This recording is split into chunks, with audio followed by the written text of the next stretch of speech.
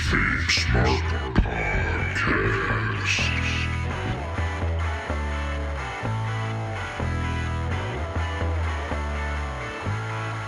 Welcome to the KayFabe Smark Podcast with Eric Todd and Bryan Rompa, your smart mark source for news and opinions on the world of professional wrestling.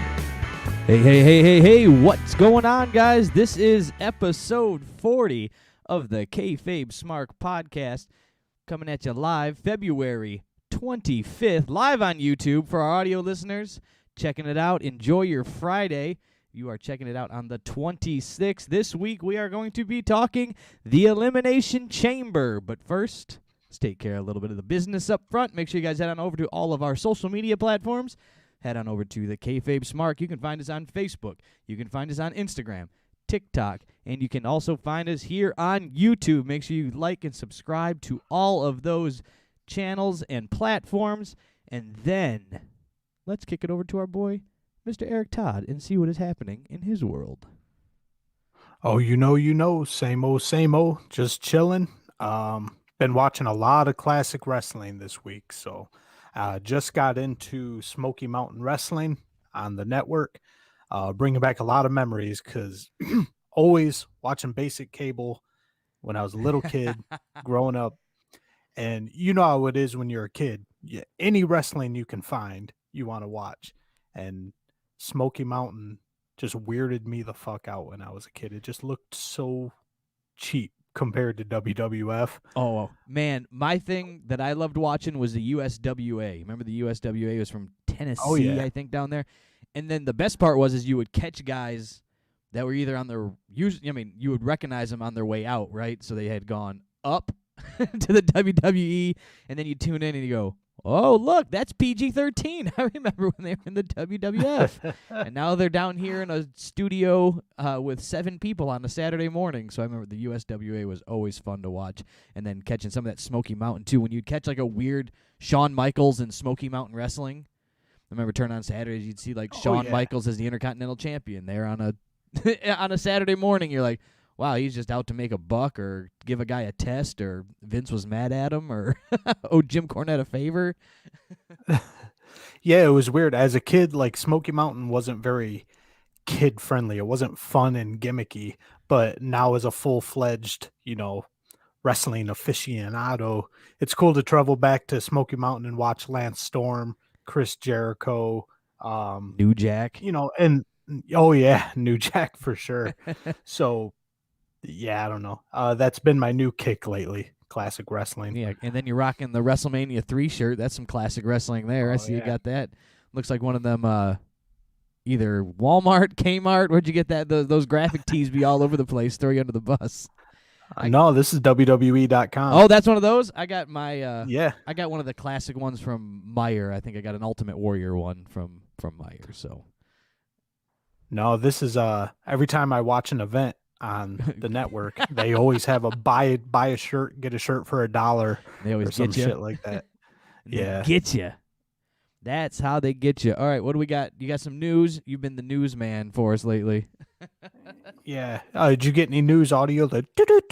Oh. All right, I'm putting it in my to-do list right now while you start talking about news. All right, for sure. Well, the big news everybody is talking about is Paul White, the artist formerly known as Big Show, has officially signed with All Elite Wrestling. And this is a pretty big deal, Brian. This could put a lot of things into motion. Yeah, if you're watching the video version of the podcast here, as you can see, my face is clean now. It completely just flipped my wig right back and yanked my beard right off when I read this news as it came across my phone from the good friend of the show, Mr. Andy. And he texted it to me, and I just said, I cannot believe this. I saw him as a WWE guy, whether he's being just a WWE straight-up business guy, and then I responded in the next sentence, if you're not getting paid and you're not under any contract and you need to work, you're going to go find work. Well, Big Show has been signed with WWE since 1999, I believe. Yeah, February of 99, St. Valentine's Day Massacre, when he climbed out from underneath the ring and Stone Cold versus Vince McMahon, and he threw Stone Cold through the cage, and That's how Stone Cold won the match, because he escaped the There you cage. go, the human history book right here, Bryan Rompa. I had no idea where or when he debuted and what the hell he did in 1999. That's it. But yeah, so he's been around since 99, so almost 22 years with WWE. Still relatively relevant, because he's got a WWE sanctioned TV show, the Big Show. Yeah, I'm not sure. So, It was at that Netflix show you're speaking, that sitcom thing he did? yeah. Yeah. That's pretty recently, wasn't it? Yeah, within the last year. I don't know if it got picked up for a second season, but still. Yeah, probably not anymore. But so I guess the straw that broke the camel's back was the Raw Legends show. And I guess the Big Show was not a big fan of being insulted by Randy Orton and just being completely, Randy Orton doing his gimmick of going around and burying the legends. Paul White apparently wasn't a big fan of that, and his contract expired right around that time, and he decided to explore his other options. Dip out. Well, I guess if you're not happy the way things are rolling, if you're being used, I mean, I guess to me he seems physically capable. I can't tell you how he feels, but I'm not saying on a full-time run the circuit, out there every week, but it's the Big Show. I think he's still in good enough shape to get in the ring every once in a while, so he's just being used as a gimmicky legend type thing, and that's not where he's at, his mindset. I can't blame him. Yeah. Tony Khan made it pretty clear that Paul White will be wrestling from time to time, but we got to think about that schedule too. So they do a live show on Wednesday, and then they do a taped show on Thursday, and that's it for the Dynamite guys. And then they get a week and a half off, or basically 2 weeks off until 2 Wednesdays from then to film the next live show. So they work 2 days in a row every 2 weeks. Yeah, and then I'm sure that's when they get their darks in too at the same time as they tape in their other shows. So, but yeah, in those 2 days, Wednesdays and Thursdays, they're taping 2 Dynamites and 2 AEW darks, and now it sounds like they're adding a second show, which Paul White is going to be a part of. If I've read my news dirt sheets properly. Yeah, there's a AEW dark something with Paul White and Tony Schiavone that is going to be debuting March 15th, I think. But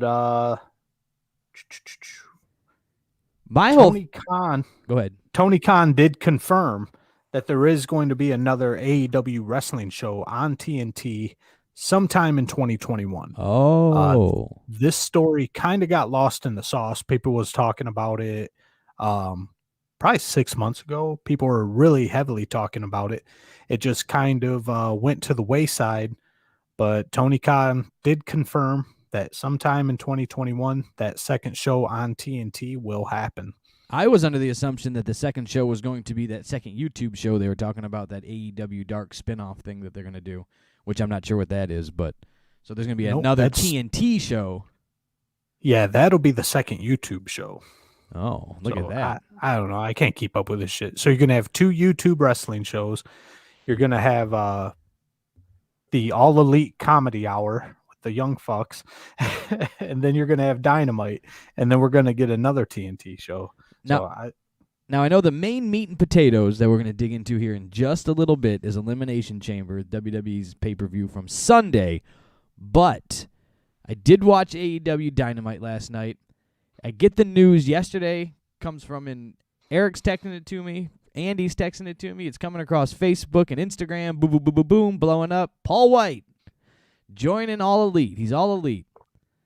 So flip it on, little after 8, flip on Dynamite, watch the entire show, and the only thing that they speak of is they go, Paul White will be with us in like a week. Yeah, next week, Dynamite. I wasn't positive it was next week or whatever, but it was like, so this news breaks. You break it hours before your live show, and you couldn't even get him to come out at the end and just be like, do the Big Show and do the hand thing, or just scream and like a choke slam or something, or just come out and smile and like wave and then be like, I got news for you next week. Give me a wrestling teaser. At least have him do a pre-tape or something. Yeah, get out a cell phone and text me a video for the love of Pete. Jesus. Well, shit, they got Sammy Hagar to do that. That's what I'm saying. They couldn't get Paul yeah, but White. all we got was a small graphic at the bottom of Tony Schiavone and Paul White advertising their new YouTube show. But I don't know. So I guess the news broke this week. They tease Paul White talking next week, and that'll get the TVs tuned in, I suppose. I suppose. There you go. Yeah, man, I didn't see it coming. Did you ever see him really leaving? Just as a fan, right? Never. I thought he was a lifer. Company guy. Yeah, he would eventually hang up the boots and the singlet, and then he would get his Legends contract and go in the Hall of Fame, and that was that. I thought he was like Taker. Yeah, I foresaw the same thing. Taker, Kane, him, just kind of lifelong guys. Shawn just came and get their money and just stayed with the company forever. But here we are talking about Paul White going it over to AEW. Think he's just going to stick with the Paul White gimmick since sounds like he's doing just majority commentary? Yeah, I think they'll stick with just Paul White just because every advertisement, every teaser has just been Paul White, Paul White, Paul White. So I don't think they're going to slap a gimmick on him. That's good. Not anytime soon, anyway. Because I remember when he dipped, didn't he dip for like a half a minute from the WWE several years back, and he was going by like the Great White or something like that? Do you remember that? Yeah, I do remember that. It was Paul the Great White. He was like in between contracts, and he took some time off, and he popped up on a few like bigger indie stuff and like a Hulk Hogan indie thing that was thrown together or something. I was gonna say he did some shit with Hogan, maybe that show in Australia or something. Something like that. Yeah. But one thing that's kind of different about this former WWE signing rather than Dean Ambrose or Chris Jericho, actually I think this is on par of the Chris Jericho signing. This kind of lets other WWE stars who might not be exactly happy in their contracts, kind of lets them know that you don't have to just be an indie sensation such as a Moxley. Moxley is bigger on the indie circuits than he was in WWE for the most part. You can be a mainstream star and somewhere else and head over to AEW. Yeah, you don't have to be. WWE isn't the only show in town if you're a big time mainstream star. Yes. Because if you think about it, Miro was already kind of on his way down as Rusev. He was getting shit on. Jericho had been retired and unretired 23 times. Ambrose was really starting to stink up the joint when he left. FTR just got shit on constantly when they left. Paul White never really got a chance to get buried or disappeared. He was still pretty hot. Yeah, and just not happy with whatever that he was getting. So interesting times, I know everybody's going to shit on it, and it's just I'm not mad at it. I'm not necessarily geeked and marking out about it either. I just kind of blown back that, he left the WWE itself. But I know the internet's going to shit on it and be like, AEW, just WCW from, 1998, the signing all the guys. And it's like, man, it's not like that. I don't see it as that. I just see it as guys have to work still. And if it just so happens to be that they're grabbing guys and it's a mix of guys that have been there, been to WCW and been back, and they've got their former superstars in your Chris Jerichos who would be, a la Hulk Hogan going to WCW in 96, 97, whatever it was. Those things happen, I think, but, just kind of a little history repeating itself a little bit. So I do see the similarities that people get all stressed out about, but I think it just needs some time and some patience and, hopefully things shake loose. But for the most part, I'm happy with the AEW product. I like to poo-poo on it sometimes over here when we chat, but, I still tune in and watch. Well, yeah, I guess my main gripe with AEW, as everyone knows, is it's indie mud show style wrestling. And it seems like every time a former WWE star ends up in AEW, rather than elevating and educating the rest of the wrestlers the green guys on AEW. They just become one of the boys.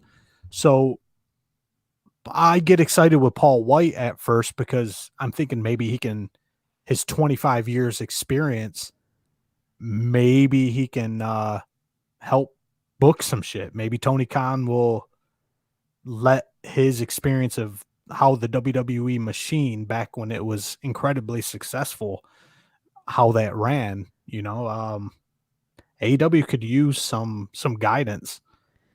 I think they have the guidance. I think it needs to be accepted. That's a possibility too, because you think when you got guys like Tully Blanchard and Arn Anderson over there, Chris Jericho, Jake the Snake, definitely, you would think that there would be some sort of education process going on there where those guys are trying to elevate these guys. But it just seems like everyone's just becoming one of the boys. Everyone's just enjoying themselves and doing fun indie bullshit. I'm with you there. There's some ups and downs to the whole situation, but I'm excited to see where it goes and what we get from this, and I'm sure it'll give us some content to speak about here on this wonderful podcast. Oh, I'm sure next week's going to be a hot one. You got Paul White speaking, and you got Shaq. And it's the Shaq and shit. What's that girl called? Taking on Cody Rhodes in Red Velvet. And Red Velvet, yeah. Jane Cargill. Yeah, Jade Cargill. And so you got that going on in AEW. So we will be definitely keeping an eye out for that to speak on that. Is there any other news topics, Eric? What you got? Yeah, it was pretty light on the news tip this week, but I do have a couple more stories. PWI Insider is reporting there is going to be a special titled Dark Side of the Ring airing on March 9th on Vice TV. This is way ahead of the season 3 premiere, but this will be called Dark Side of the Ring Confidential, and it'll look back on the past 2 seasons and have interviews with the creators. Those interviews, Brian, are... Take a guess. Who does the most interviewing in the wrestling world these days? Let me think here. Who could have 47 podcasts and run an ad-free podcast network and is friends with JR, Eric Bischoff, and Tony Schiavone? Could that be none other than... What's his name again? Chat me up. Yeah. Conrad Thompson. Conrad Twitty. Yeah. Conrad Thompson will be interviewing the creators of the Dark Side of the Ring. So that special will air once again on March 9th. I'll definitely check that out. But they also released a list of episodes for season 3. Oh. Dark Side of the Ring will be doing episodes on none other than the Dynamite Kid. All right. Brian Pillman, Wonderful. which is going to actually kick off the season. Brian Pillman's episode will. All right. Chris Kanyon. Whoa. Johnny K9 / Bruiser Bedlam. Not familiar with that one. XPW. Okay. FMW.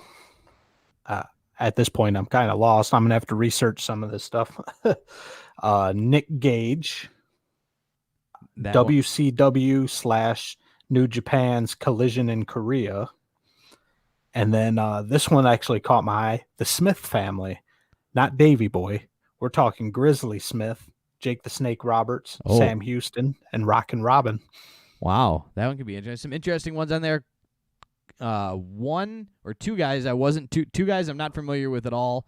I've seen XPW stuff, FMW stuff float around the internets, and then I'm sure after I look it up, my brain is not letting me remember right now. But the WCW New Japan Collision. I think I remember, but I don't want to sound like an idiot. But that one's partial in my brain. But there was those 2 guys on there that I had no clue who they were. But I always loved Dark Side of the Ring. I didn't know nothing about what was the Global Force. That was the one from the last season, the Global Force Wrestling or whatever it was, GFW, GWF. The guy is that the one where the rich cowboy guy just. Yeah, the rich guy just decided to put millions of dollars into a new wrestling show and go head to head with WWE and bring in a bunch of stars from WWE and do a bunch of cocaine with hookers. Yeah, that guy. I remember like seeing that on some basic cable things like we were talking about with Smoky Mountain Wrestling earlier in the intro, but I didn't know all the details, the dirty, dirty little details behind it, and now I do, so I'll be interested to learn some more about all of that. I'll watch all of those, even if it's a gentleman I've never heard of that they're going to cover. So, yeah, big fan of Dark Side of the Ring, so I can't wait for that to premiere. On Monday's episode of Monday Night Raw, we got a little vignette, Brian, and it is official. Oh, no. My girl, my favorite female wrestler in the industry, Rhea Ripley, is officially coming to Monday Night Raw. Oh, I take back my I don't know. If you heard you start the little segment there, I said, oh no, because I thought it was going to be about Bad Bunny. So we shall just move on. I thought you were going to make fun of that. I thought something was announced that I missed about that idiot. Well, he'll probably be in a tag team match at WrestleMania, wow. But that they always have some gimmicky whatever. Bullshit. All right. But Rhea Ripley does already have the support of Mick Foley. Mick Foley took it upon himself to tweet immediately after the vignette aired, and I quote, "It's vital that WWE not mess around when it comes to pushing Rhea Ripley. WWE, please don't allow her to suffer a 50-50 fate.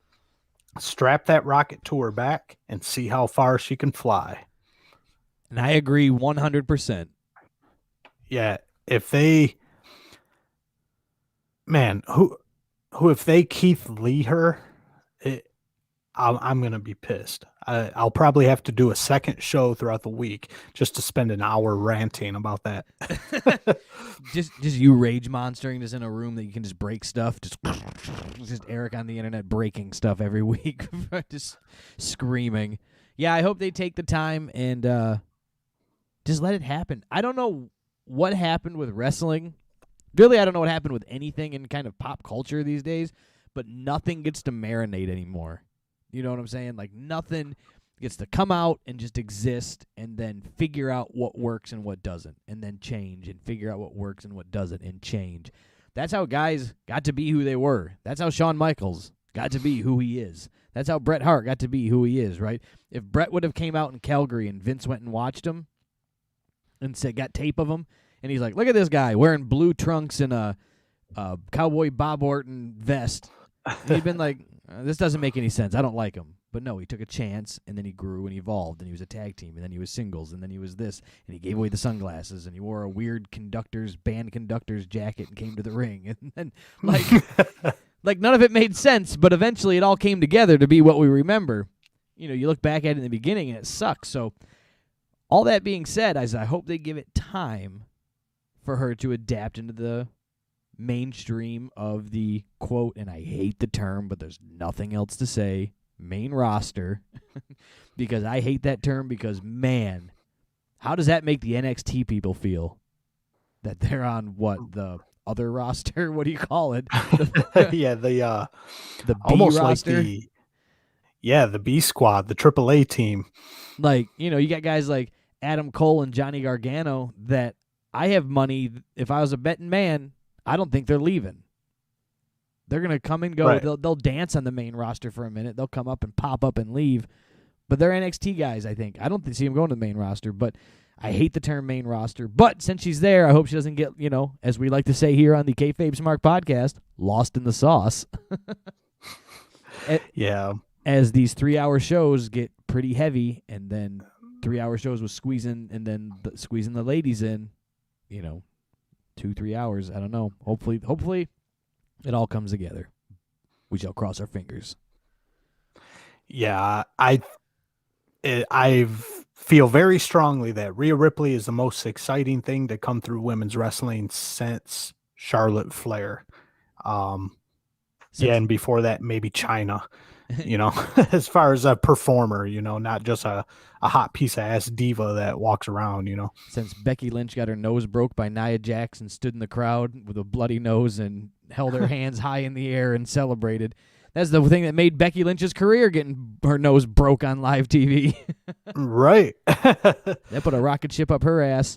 Yep, there you go. Cross your fingers and hope they give Rhea Ripley time to marinate and become who she needs to be. That's all I say. And real quick, I missed this, or I didn't type out this story, but speaking of elevating NXT, Finn Balor kind of made it known that he'd like to see other main roster, again using the term, main roster guys come down to NXT to elevate them.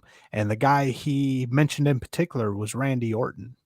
So Finn Balor wants to see Randy Orton transfer over to NXT, and that would definitely make me start watching more Wednesday nights.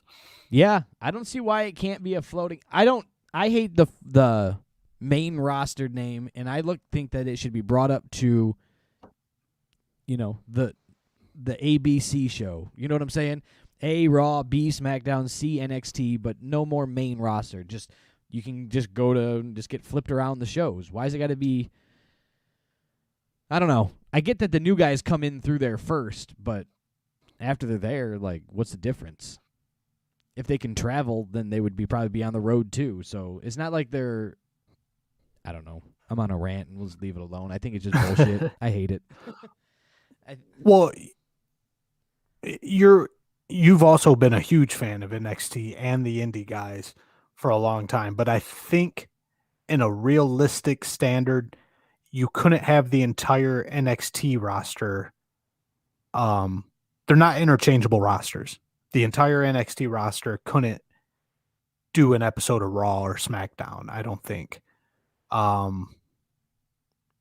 There's guys with a ton of talent on NXT, but there's also a ton of guys that are green as pig shit. Well, like I said, I get that they send the new guys through there to work off the green, but it's just when I don't get when they take a Keith Lee, and he's the champ, he loses the title, then they bring him over to be a mid-carder.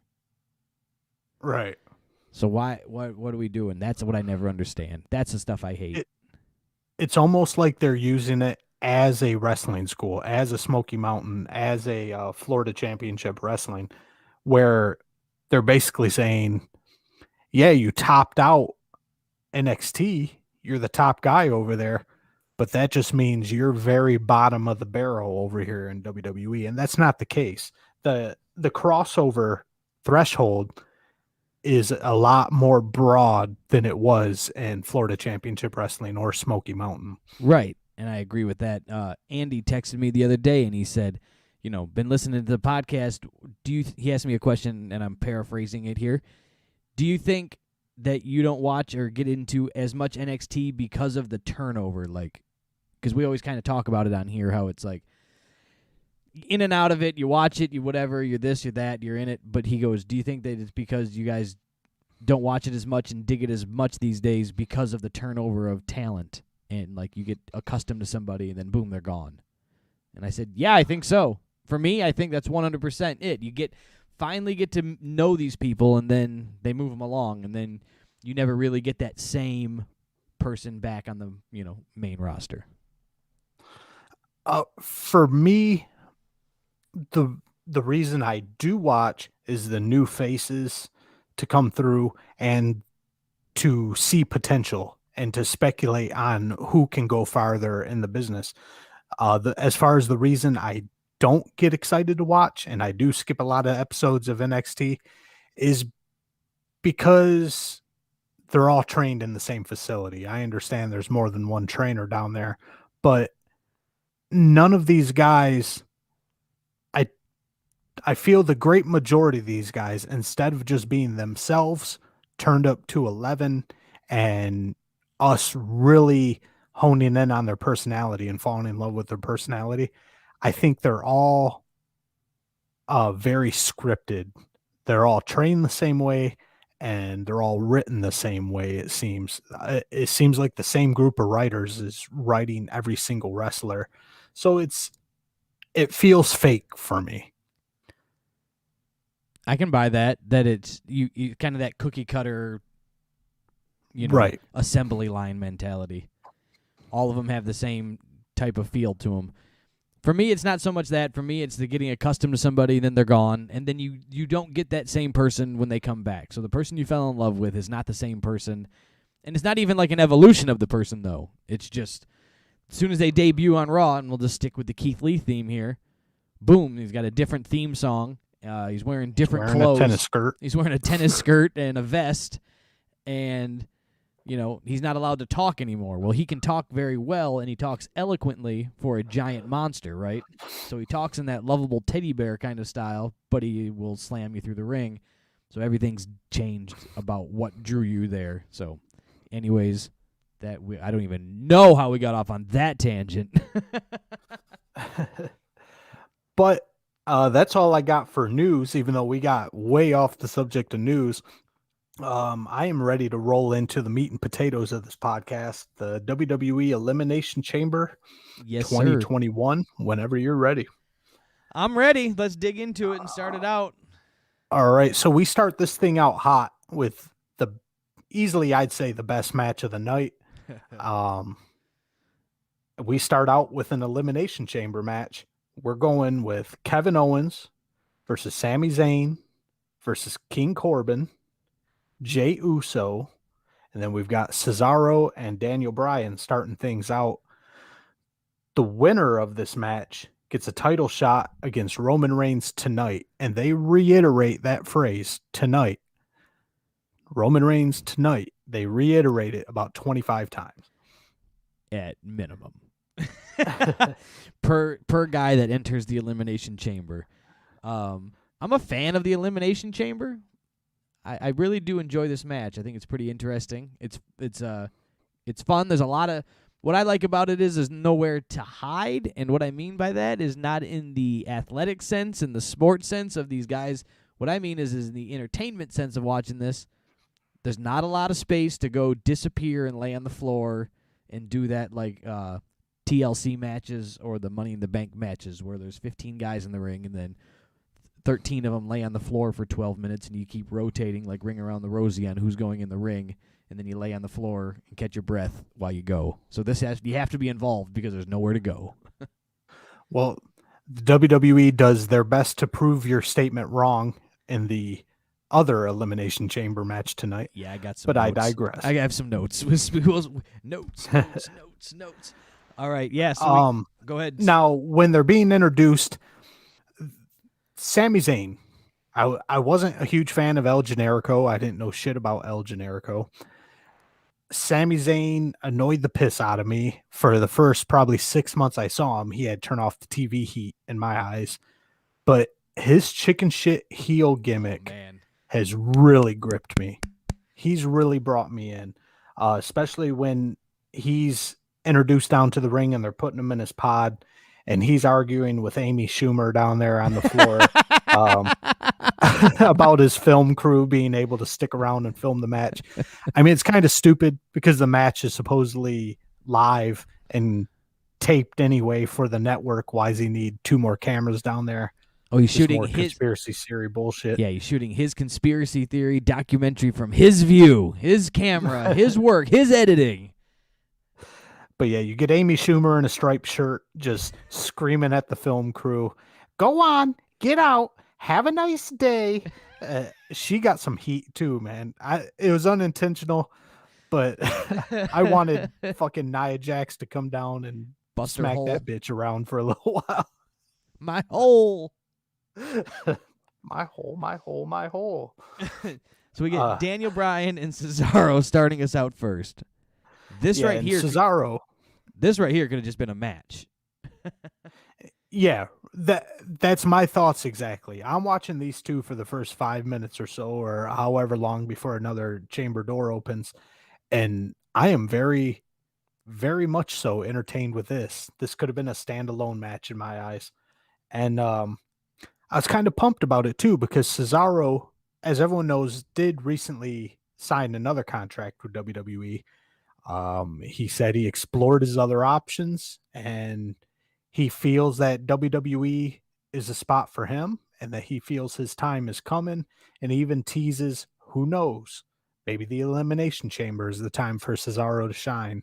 So that got me into this match even more, being one of the first 2 guys to start it, and I think he's on his way up. I think he's got a good chance too. So the only thing that I don't like about the Elimination Chamber matches is when they make them a little obvious with the contestants that are in the ring, in the match. So when you put guys in this, that you like, I like Sami Zayn. Sami Zayn's not winning this thing. It's not happening. Corbin, Right. Baron Corbin, not happening. Right? No, You can just not go, at it's all. not happening. So, like, the original Elimination Chambers, when it was, like, Undertaker, and then Triple H, and then Shawn Michaels, and, you know, Jericho or something, and then you go, okay, well, shit, anybody in this could win this. And that's a good point you bring up, but I don't think they have the option for that anymore. So you think back to those days, think back of the late 90s, early 2000s. WWE at all times had probably 5 to 10 stars that could at any time have the championship belt. And you'd be like, yeah, I get it. Yeah. Whether it's Mankind or The Rock or Steve Austin or Taker, Shawn Michaels, Bret Hart, all these guys could be champion at any time. Unfortunately, WWE right now, you and I have discussed on previous episodes, we're like, well, if Drew McIntyre doesn't have the belt, who else could really carry it right Where now? are they going to put and it? You end up scratching your chin, like wondering who could do a good job carrying that belt. You make valid points, I guess, but there's still, I think, I guess, you know what? Maybe I'm wrong. I'm wrong. You're right. Who else could they have even put in the match? Let's take out Sami Zayn, and who could they have put in there that you would have went, well, shit, that guy hasn't got a possibility. Let's Dominic Mysterio. No, Orton was in it. Orton was in the other here one. I am trying to name stars that are already in the fucking thing. So, all right, I'm wrong. You're right. But if they had more, maybe they need to make some bigger stars out of these guys then. But yeah, they need to broaden their horizons and kind of, instead of just raising up 2 guys and letting the other 56 just swim around in mid-card status, we need to have a higher threshold, a higher level with a little more room on the top. yeah. All right, so let's tear through this Elimination Chamber match. What were some spots? Anything that happened with Daniel Bryan and Cesaro before we get our next entrant into the match? No, not really. Just touching on how great their interactions are. Daniel Bryan is he's fucking Daniel Bryan. His kicks are savage. His athletic ability is off the charts. Cesaro, once again, we've mentioned this before. You and I have been watching Claudio / Cesaro for years and years, even on the indie circuit. And Cesaro's power has always been beyond amazing. Oh, 100. So his power moves in this thing were just beautiful. We get the third guy here. Baron Corbin enters the ring. Yeah, King Corbin is next. And you know what, Brian? I fucking hate King Corbin. Oh, to me, he stinks. He bores the hell out of me. But this match, King Corbin was all right. I was feeling him this match. He was just fucking brutal. He was. My note here for this is just says they're painting Daniel Bryan in this, as David versus the 2 Goliaths in this now. As you've got 3 guys in the ring, you've got Cesaro, Corbin, and they are just taking and wreaking havoc on Daniel Bryan and really working the knees and telling the story of Daniel Bryan getting his knees and legs taken out so he has no kicks. Yeah, that's a thing WWE has always been great at.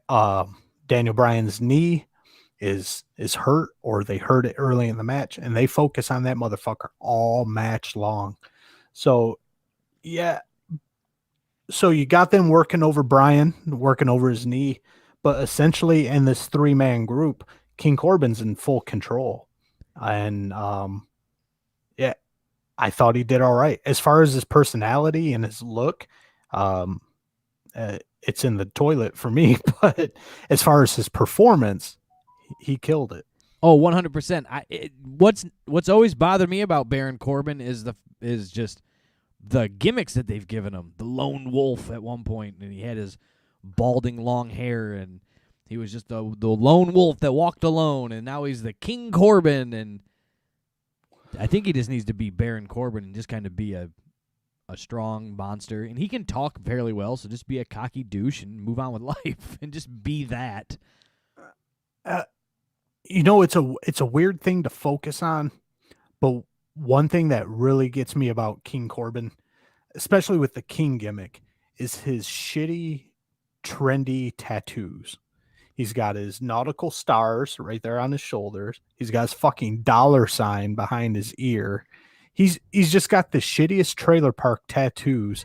And how are you supposed to put him on a pedestal as being wrestling royalty in the same vein as the Macho King, in the same vein as Harley Race, Owen Hart?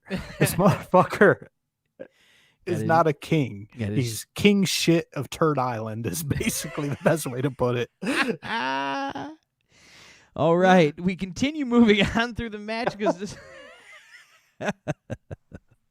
we get Sami Zayn to join, and this is where Sami is doing the best heel chicken shit moves there is. And so he's been kind of taunting everybody from his pod, like, get away from my pod. They're banging guys' heads against it. Get away from my pod. And then finally, buzzer goes off, and it is Sami Zayn's turn to come out, and what's he do? Holds the door shut.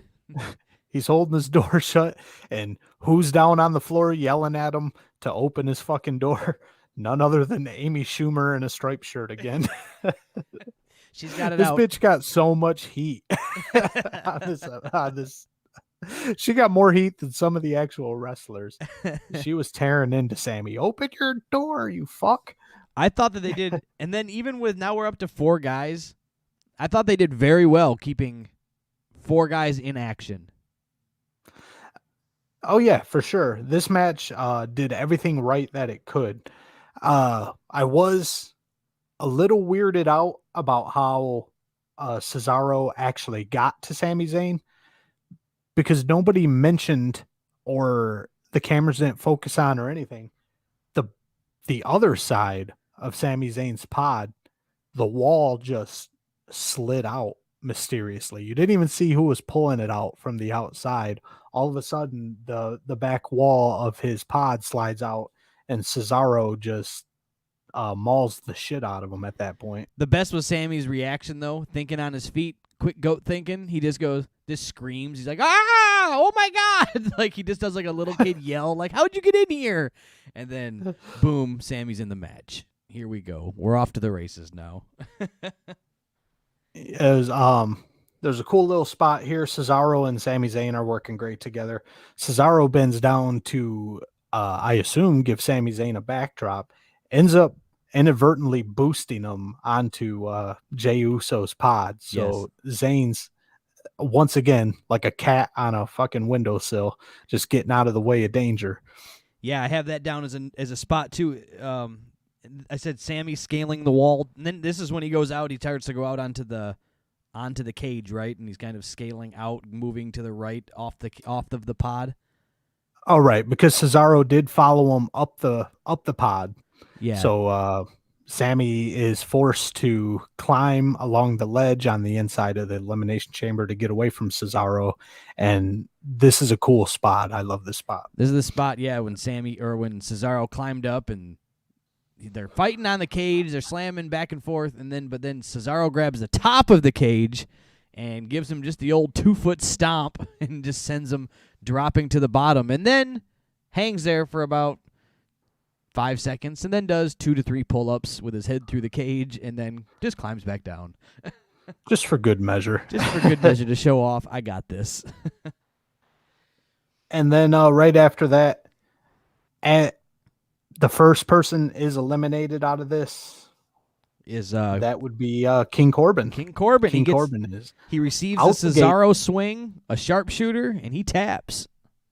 Yeah, King Corbin tapped pretty damn quick too. So just to touch on what you're saying, out of the 3 possible people who could win this, King Corbin puts the exclamation point on that and taps to the sharpshooter in about 2 seconds.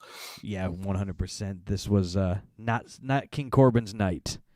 And then I think the next guy joins just right after that, right? Yeah, that would be Kevin Owens. And Sami Zayn, again, how many times am I going to, this heel gimmick that he does, how great he does it.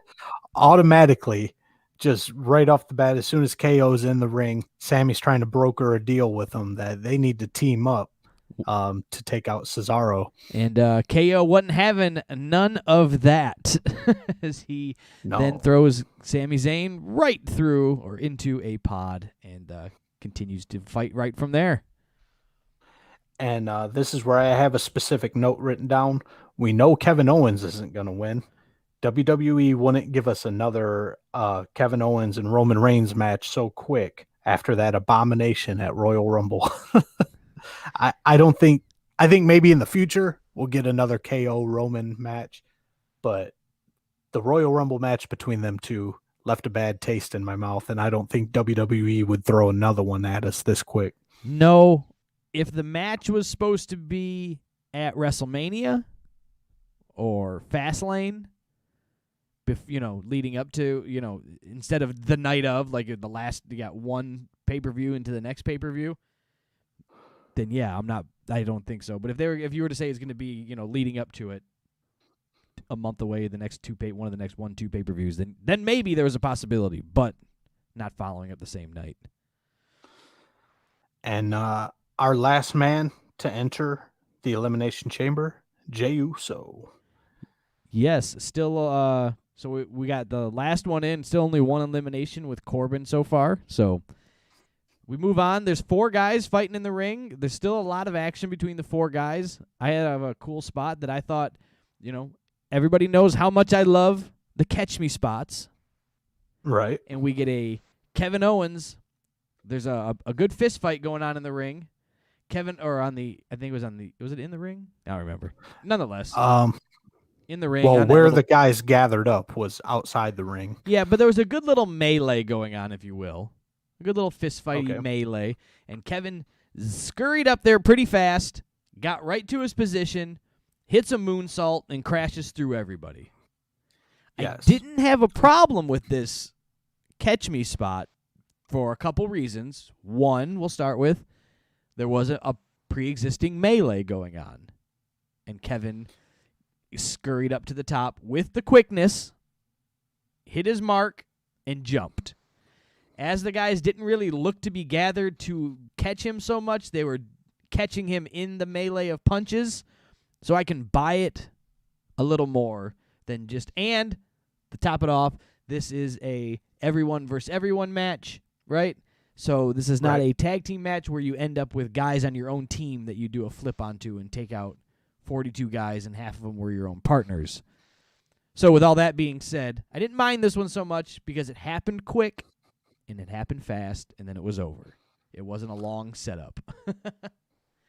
Yeah, we all knew it was going to happen because OKO can't have a pay-per-view match without some sort of high spot, dangerous bullshit.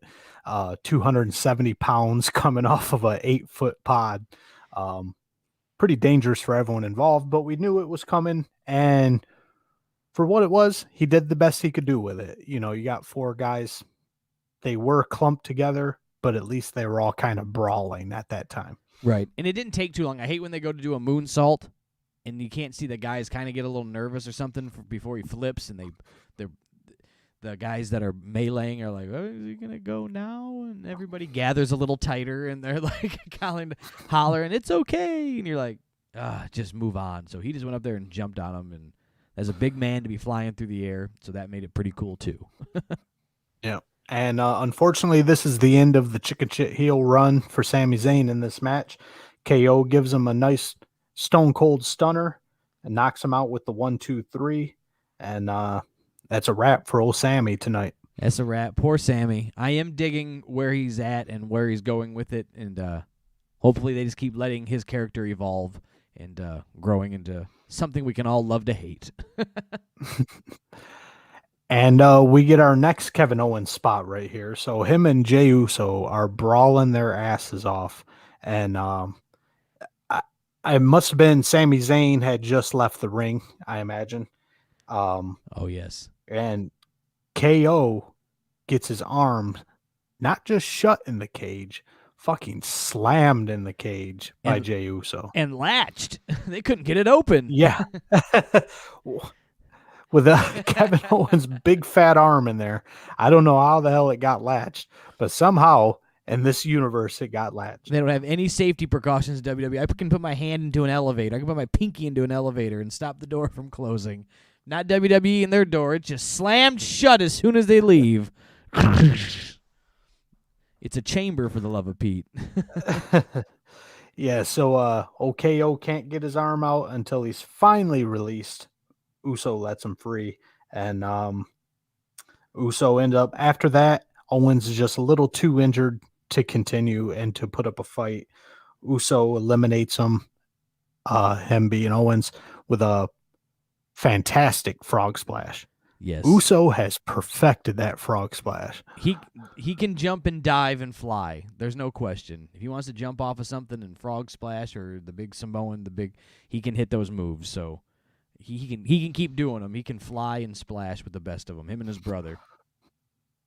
Yeah. And here's another thing that I've bitched about a lot is WWE's use of the piped in audio. We all know it's necessary, but WWE just always finds a way to either overdo it or fuck it up.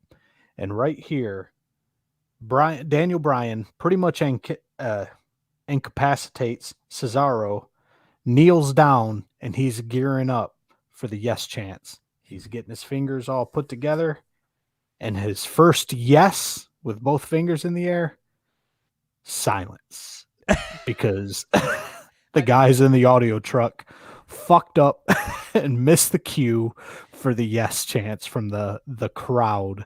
I 100% missed that myself. I didn't even catch it. Obviously I watched it. I got notes here, and I'm not lying, but man, yeah, I missed that one. That's pretty funny. I had to go back maybe and check that out. Yeah, he doesn't really react to it, but it's just great to see him go. Yeah, you hear him. Yes. Because everyone's but yeah, the crowd wasn't into it at that point. They were sleeping on him. They were sleeping on him. So I have down here in my notes, with only Cesaro, Daniel Bryan, and Jey Uso, I think that Cesaro may win due to the fact that they had made him look like $1 million this entire time. But Daniel Bryan's been selling this knee injury.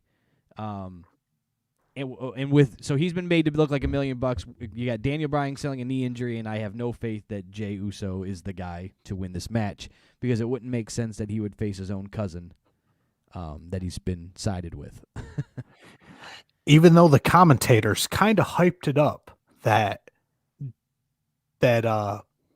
it does make sense for Jey Uso to fight Roman Reigns. It's like, this is his chance to face his cousin. They're not beefing right now. There's no bad blood between them. Right. So is he just going to finger poke him and lay down? Does it really make sense? I don't know. So I had faith. I had a good thought. I was like, man, this could be a Cesaro moment. And yeah, just to touch on what you said previously, Cesaro is looking like $1 million the entire match. And this is where we go back to Daniel Bryan's injured left knee. Cesaro does the Cesaro swing on him. Just not by both legs per usual, just by one dangly injured Daniel Bryan knee. Yeah, and like wings him around the ring, and man, that looked brutal. Usually he's up more on the calves, right, with the feet in the armpits and holding between the calves to the knees. This time he holds little old Daniel Bryan right by that knee and swings him. And I have down here, that swing from Cesaro on the one knee from Daniel Bryan was pretty damn cool. Yeah, I love that spot. Yeah. Yeah, so that's where Cesaro almost puts Daniel Bryan out of the competition there. But Jey Uso goes and breaks up that party and attacks Cesaro. And Jey Uso eliminates Cesaro shortly after that. Yeah, I didn't care for the way that was done. I got down here, after laying on the outside of the ring for about 8 minutes, Jey Uso remembers he was in the match, and then there's a super kick, and Cesaro's eliminated. Like, boo. Yep. Like, that was like, they made this guy look like $1 million, and it's like, Jey Uso could go take a nap on the corner, and then it's just over. Like, I didn't care for that at all. And back to the frog splashes. We get a frog splash onto Daniel Bryan for a 2 count. And One frog splash wasn't enough. We're going to go back to the well. And what happens when you go back to the well one too many times, Brian? What do you catch when you come down with another frog splash? Diseases. You catch disease. No, you catch a swift pair of knees to the rib cage, my friend. Yep. Couldn't have wrote that any better. You get 2 knees to the gut, and Daniel Bryan, Mr. Knee Bones himself tonight, whether he's selling them or using them, those knees were the story of the Elimination Chamber. 100%. It was all about knees. Flying knees to Jey Uso for the 1-2-3 win. And the Chamber's coming up. And who's coming down the aisle, Brian? Roman Reigns music. Boom, boom, boom. He comes down. And I thought that they were going to tease that it was tonight, and then I thought you were going to have Roman, like, pull the big dog card and just be like, I don't need to beat you up now. I'll save it. We'll do this at Fastlane. Because he took a long time on the outside of the ring, I thought. There's just kind of some downtime as he kind of just stared at him. Daniel Bryan's in there licking his wounds. And, nope, we're getting a match, Eric. Yeah, this was the old switcheroo that they've been working all night by mentioning 25 times that the winner of this gets to face Roman Reigns tonight, subtly implying that would probably be towards the end of the show. But Roman Reigns and his partner Paul Heyman in true heel fashion decide to take advantage of the freshly beaten Daniel Bryan, and we're going to have our match right now. Right. I didn't know when it was going to happen, and then I said, oh, shit, it's happening now. My whole thought about this was after you kind of realize the match you have to go through for a good, we'll just say half an hour, right? A good 30 minutes. Right. Why do you want to win this? What do you get out of this? You're going to get beat up for 30 minutes in a cage with 4 other guys, you being the 5th one, to win, and then go, well, all right, so send the fresh champion down, that 7-foot Samoan that's in amazing shape that can break coconuts with his head. Come on down. This should be easy peasy. Like, I guess the most optimistic way to look at it is maybe whoever thinks, or out of everyone in the Elimination Chamber, which this isn't the match to think this way, they thought they were going to win unscathed, right, or at least in good enough shape for a championship match. That's probably not going to be the case in the Elimination Chamber. I'm going to be in a 30-minute cage match with 4 other guys. I should be fresh enough to face the champion that's been in the back drinking water and limbering up and getting a massage. Sure, why not? So I thought this was kind of dumb. You didn't have any. Did you have any faith that it was anything exciting was gonna happen? No, none at all. I think this was all. This was all to play up Roman Reigns' asshole gimmick, and to make people think that the participants in the Elimination Chamber, they thought they were going to get an hour of 2 of rest before they had to face Roman Reigns. So this was all working the gimmick, all making you hate Roman Reigns just a little bit more. This had nothing to do with having a good match. No, it had nothing to do with a good match. It also has to do what happens after the match, and that also has to happen to do. I don't even think that's a word. The way I worded that. Happen to has a do. Happen to have a do. It has to do with how the whole pay-per-view itself is bundled up and handed to us, and we will unfold that as we get to things. So it all makes sense eventually, but in the moment it doesn't make sense. But you get what we call a match, and for a third of a second here after it happens, Daniel Bryan sidesteps that spear, grabs that yes lock, and locks it in pretty good. And I thought, dang, we have a chance. We have a chance. He's got it on Roman Reigns. A chance. That being a very, very minute chance, because do you realize if fresh Roman Reigns with freshly poured water on his head and just straight off the buffet line, beefing up to come down to beat the shit out of Daniel Bryan, if he tapped out within 10 seconds of stepping in the ring with a bruised and battered Daniel Bryan, how good would that make Roman Reigns look? Oh, I'm not saying it would have been good. He would be a fucking laughing stock. Yeah.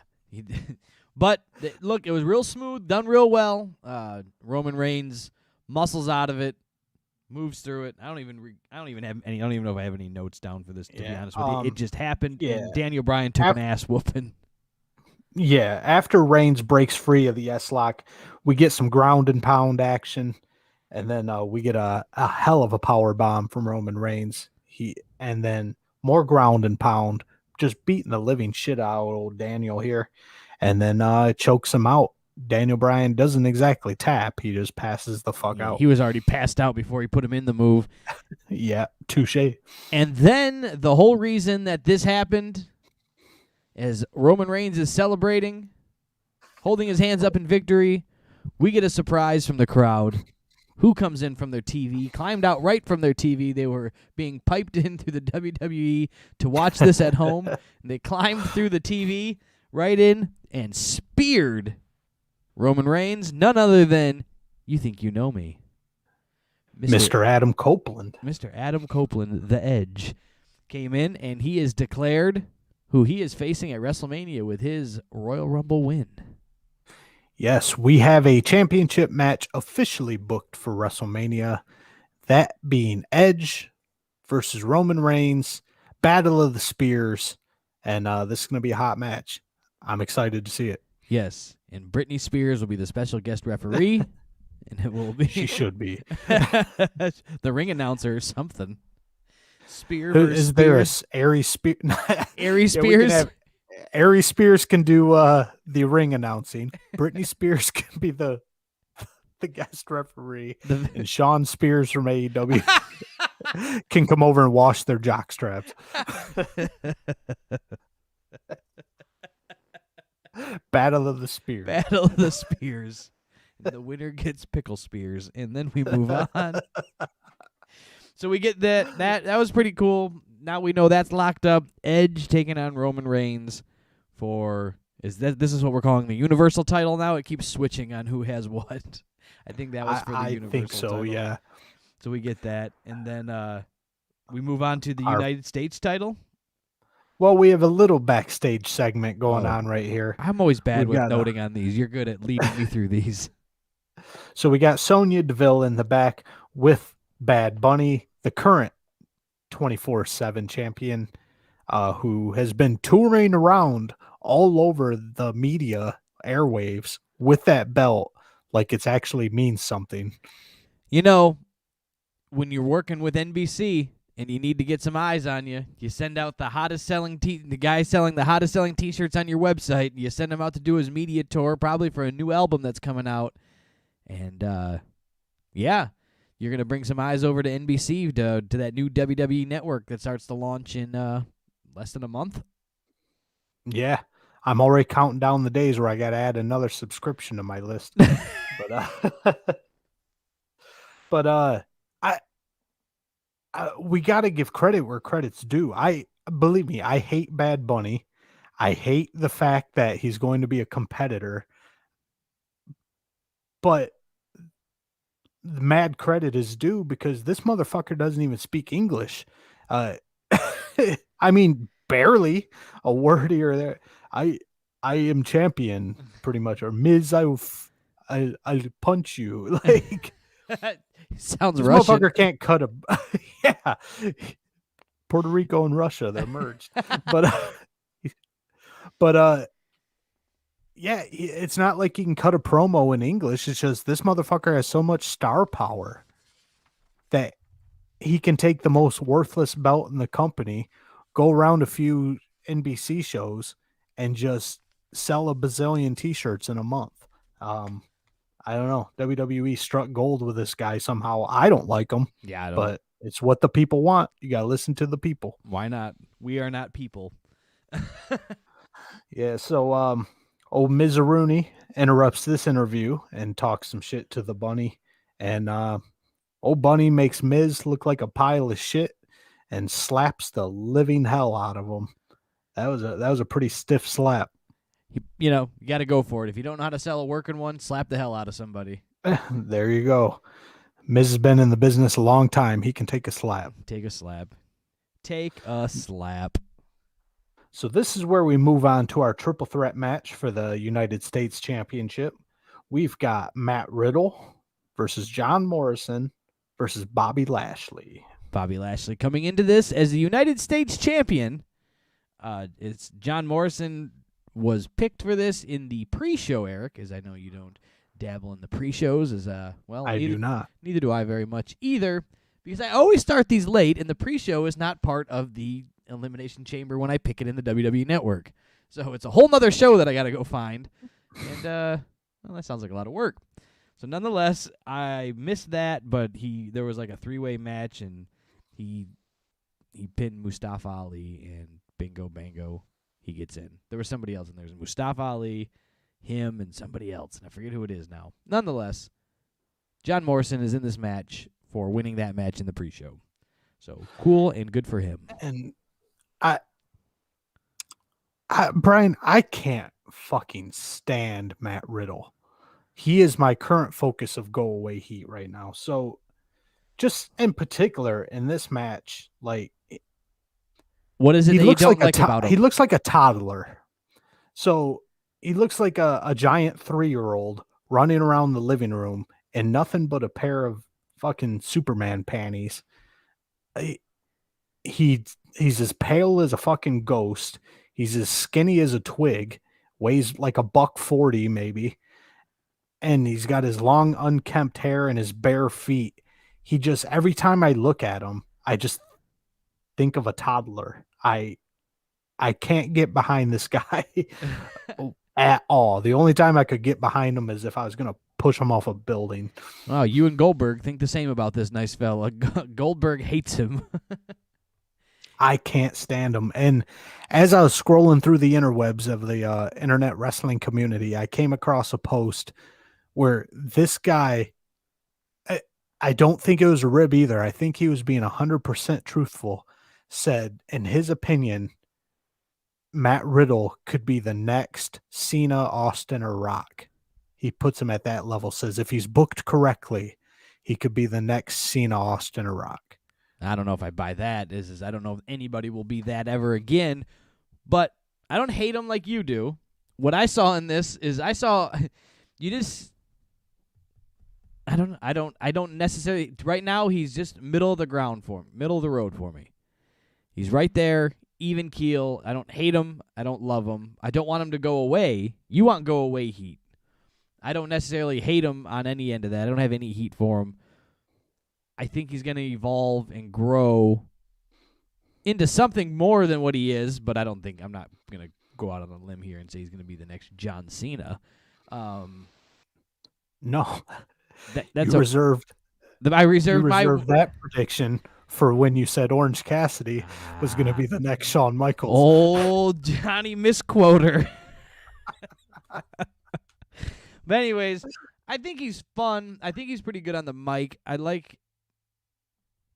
think he's just got the attitude. He's got that West Coast surfer attitude is what he's going for. That's his gimmick right now. Bro. And he wears his sandals, and he does his hang 10, and there you go. That's his gimmick right now. He's a pot-smoking surfer. Basically a fucking Salvation Army version of Rob Van Dam. Pretty much. And then, to me, he also kind of reminded me of Steve-O. Yeah. Like in his facial expressions. But Riddle was actually in the news recently also. He responded. This was a while back when Undertaker was on the Joe Rogan podcast, and he said that he feels today's wrestlers are quote-unquote soft. Riddle responded to that, and I don't have it written down here, so I'm just going to paraphrase, says that they don't need to bring guns into the locker room. They've got metal detectors to keep them safe. They're not soft, they're smart, and they work smarter. And just because they work a lighter schedule doesn't make them any more soft than the guys in Taker's era. And also said that it's not a bunch of guys, just big guys acting tough. A lot of today's professional wrestlers are fully trained, dangerous guys that I believe he's speaking of himself being a former UFC fighter. I give him credit for speaking up. He's a guy that's gonna rock the boat and throw out his comments, and it's gonna either piss you off and you're gonna say screw this guy, or you're gonna say, hey man, that's cool that he's going out and defend what he's doing. Right? It's his era right now of wrestling, and he's there, so you might as well defend your spot. Because if you let Taker shit on it, in the business, in the company or not, people are gonna look at it in a different way. So I think it's good that he spoke up and going to take it on as a young cat. I don't think he's the one to do it, though, but nobody else did. I guess I'm going to have to agree with you there. Nobody else stepped up. Taker did say that quote a while back, and nobody really stepped up to the plate. But Matt Riddle, MMA training, MMA fighting or not, he can't. I don't see him being harder than the 80s guys or the 70s guys. Let's put Matt Riddle in his prime, which is probably right now he's in his early 30s.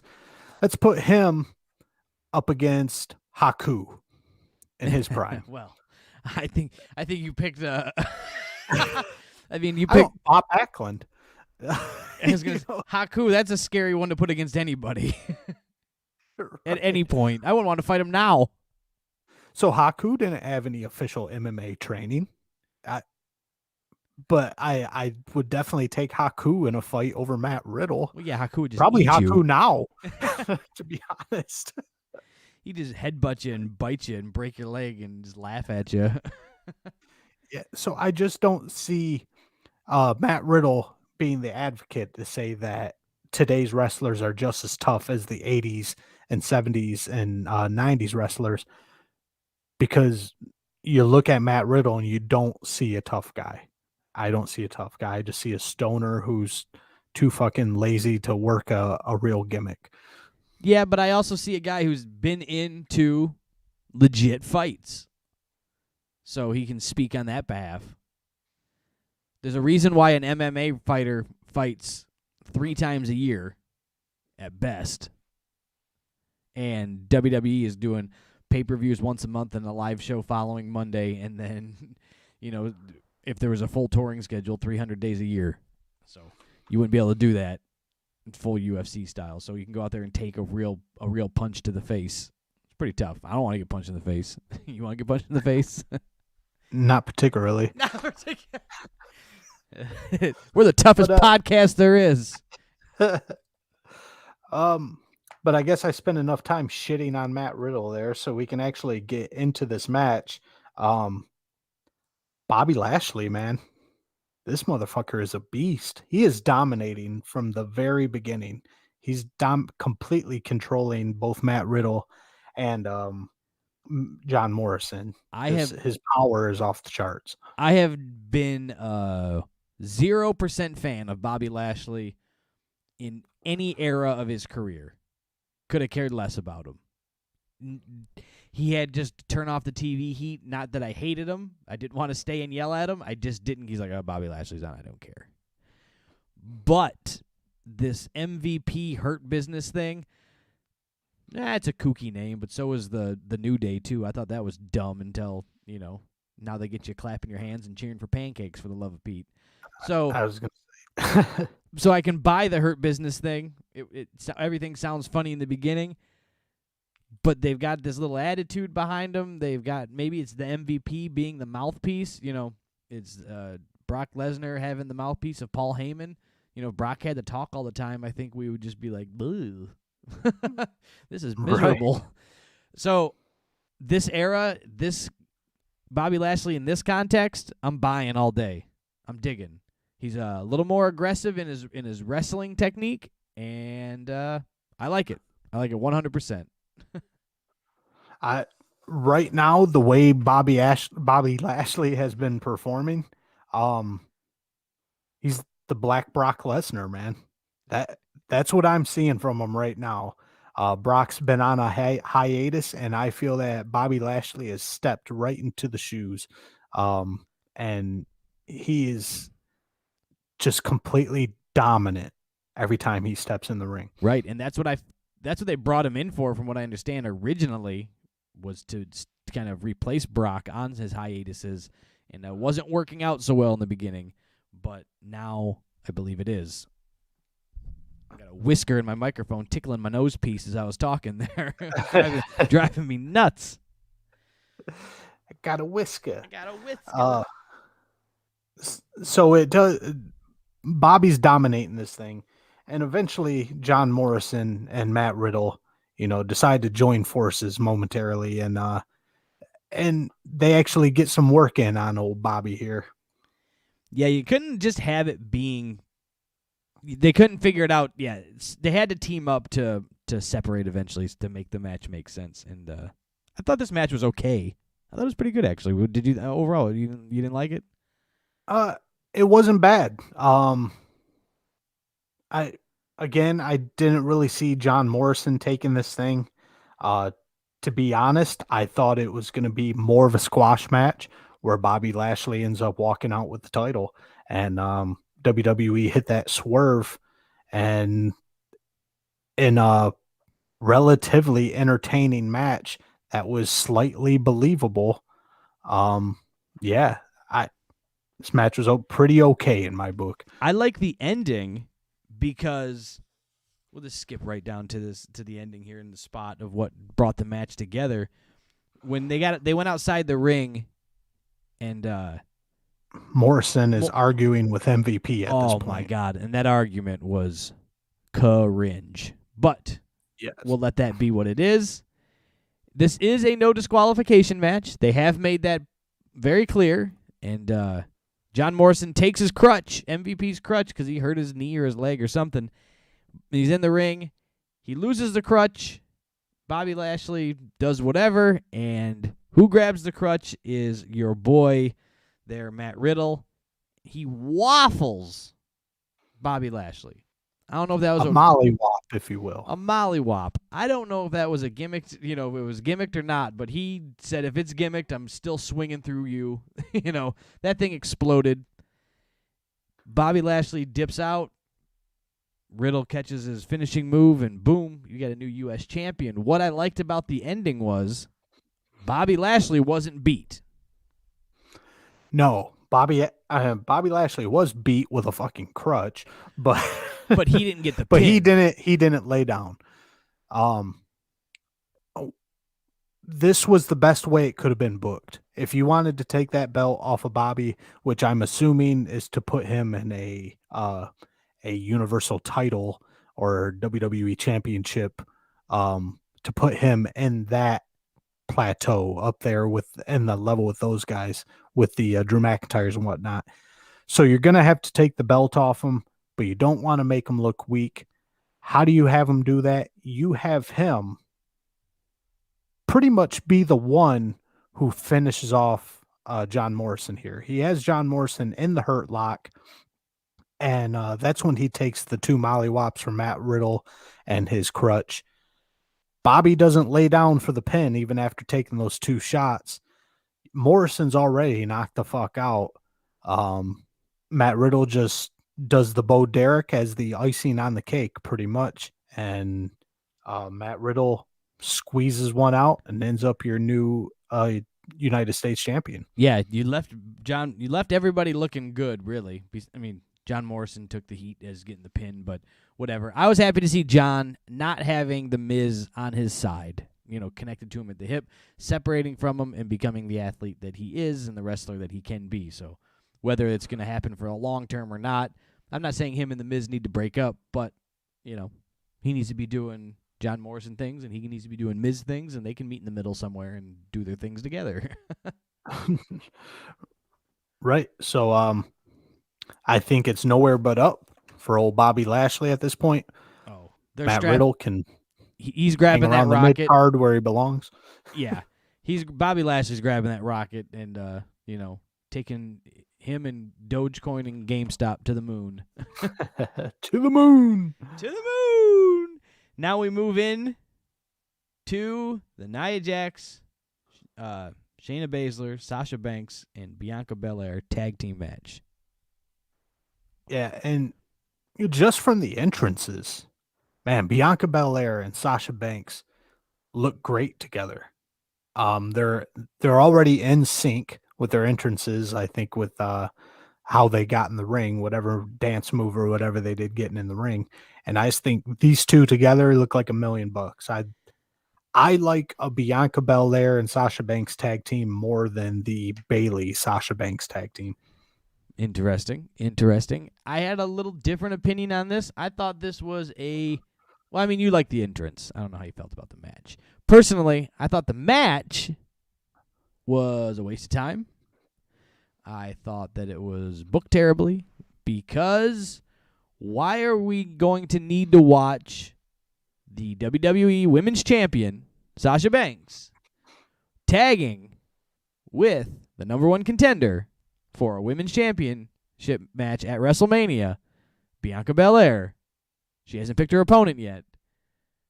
Taking on the tag team champions for the Women's Tag Team Championship. They're really going to slap the tag team straps on these two on the other side going into WrestleMania, and they're probably going to fight each other. Which we find out later is the case. But yeah, the booking, it just had predictability written all over it for me. That's why I didn't like it. No, the booking made zero sense whatsoever. You are 100% right on that. The booking was a steaming pile of shit. I was speaking from a technical aspect that, if these two weren't about to wrestle for WrestleMania, if they weren't the champion and the number one contender, I could see these two working together as a tag team. Well, I can't take that away from you. You're right there. And they look great together, where on the other hand, I glance across the ring there, and Shayna Baszler and Nia Jax, to me, they look like they've inspired a fellow or two to move to San Francisco and start marching in parades. Oh, Jesus. Because they would scare me to the other team. These two are these are nothing to look at. All righty. Those are the words spoken of Eric Todd and Eric Todd. These are not the opinions of the KayFabe Smark podcast. All opinions. So, did you like this match, or was there anything in this match particular you thought was even of value? Glancing through my notes, no. Again, Belair and Banks working together pretty much to take the wheels off the rolling garbage truck that is Nia Jax. And no, I'm glancing through this shit. Besides the spot where Reginald comes in, we had a little backstage segment where Reginald said he's going to get the champagne ready for the Banks and Belair victory. Reginald brings out a bottle of champagne to help Sasha Banks cheat, but Sasha Banks refuses to cheat. She's goody. She's too good to cheat, and Sasha's a little too distracted by that, and Nia Jax, a big old Samoan drop on Sasha Banks for the win. There you go. I just thought there was nowhere for this to go but the way it went, and it just was too predictable for me. Unless you were going to get a good split between Bianca Belair and Sasha Banks to make them lead into them fighting at WrestleMania, something goofy happens. She goes to swing the champagne and hits Bianca with it, then they lose the match. It would have made more sense. And then she'd be like, "You hit me with that. I didn't mean to. I challenge you. I want your title. No, WrestleMania." Here we go. That'd have been cool, but we didn't even get that. We just got a goofy match that was just a glorified piss break. Yeah, pretty much. Once again, you just pull a booking out of your ass, and it's better than the actual pay-per-view. They should have just used this, since this match was entirely useless and predictable from the beginning. They should have used it as a way to get some heat between Belair and Banks. Swerve us with it at least, people. Then was there any backstage segments before we move on? I always miss the backstage segments. I don't have anything written down. neither All did I have is the main event of the night, the second Elimination Chamber match of the night. Yeah, the second Elimination Chamber match. All right. So this is for the WWE Championship.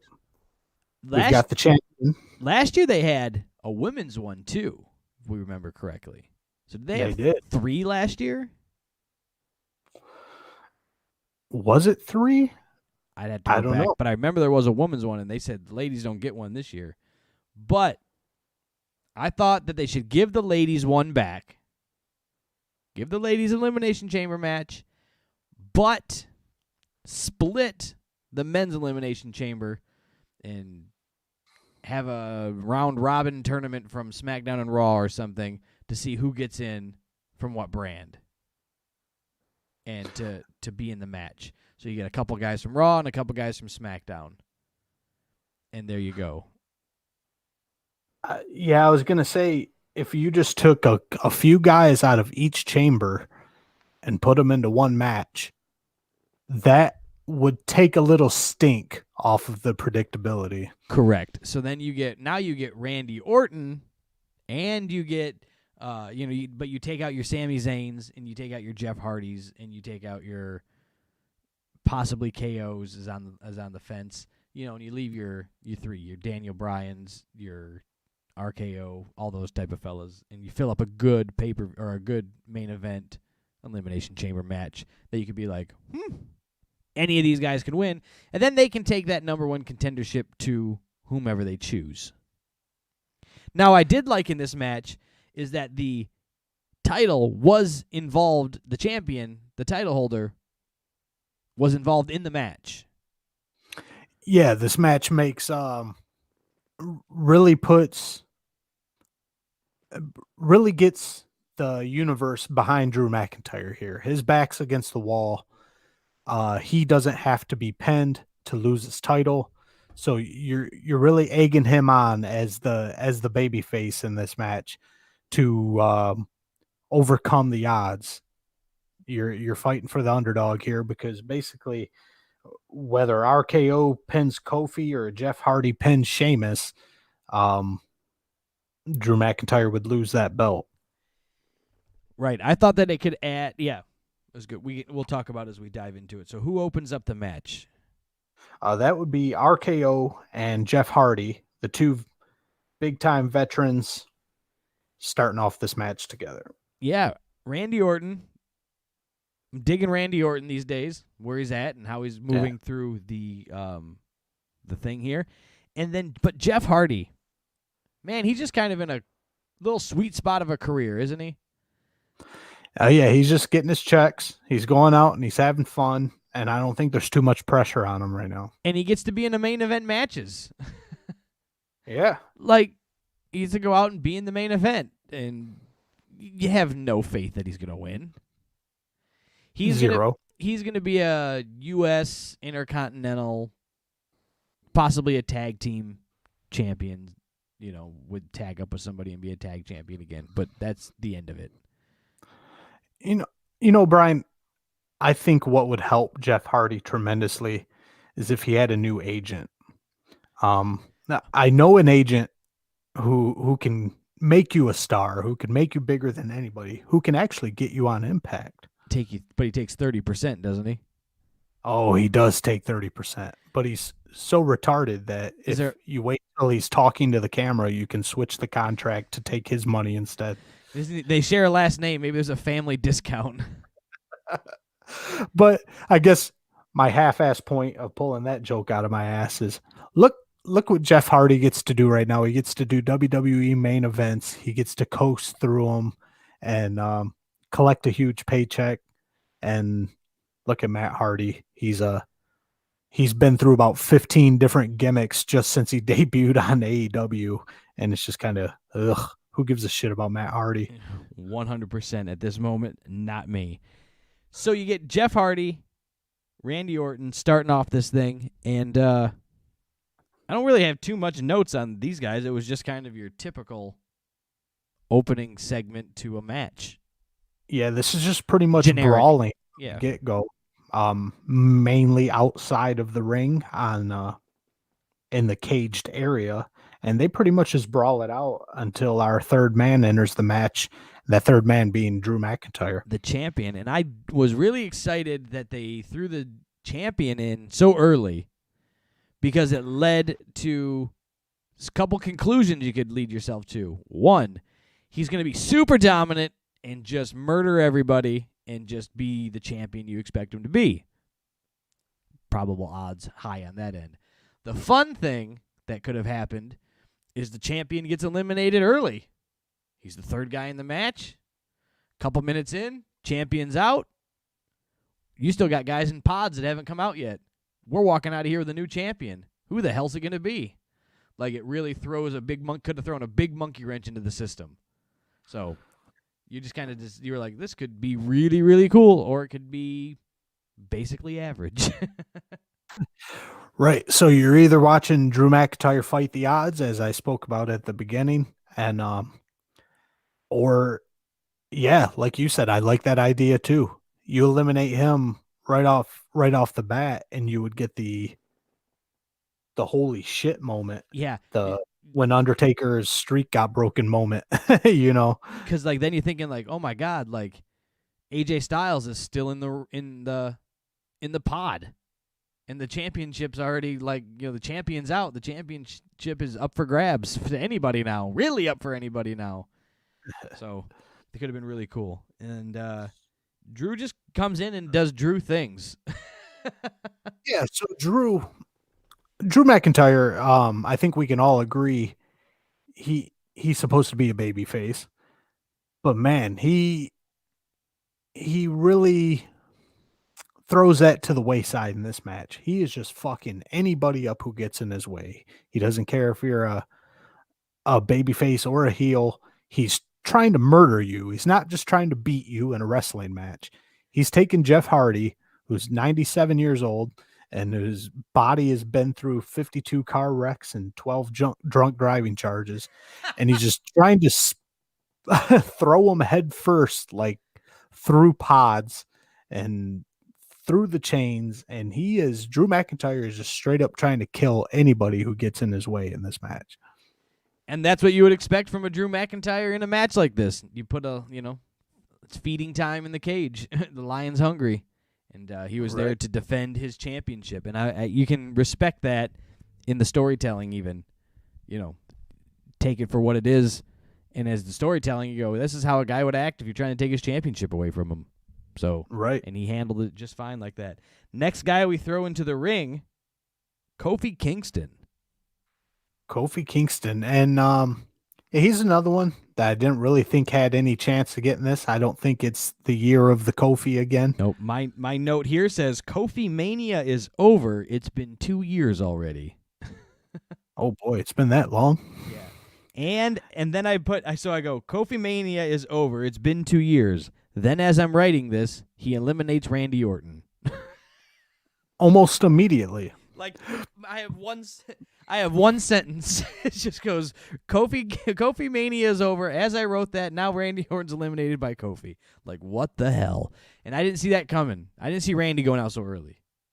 No, I thought if Drew was dropping the title tonight, I thought it was going to be Randy Orton walking out with it. So I was genuinely surprised when he was the first one out. Yeah, the odds went high up now that I had no faith in anything changing in this main event match. But we continue going through this.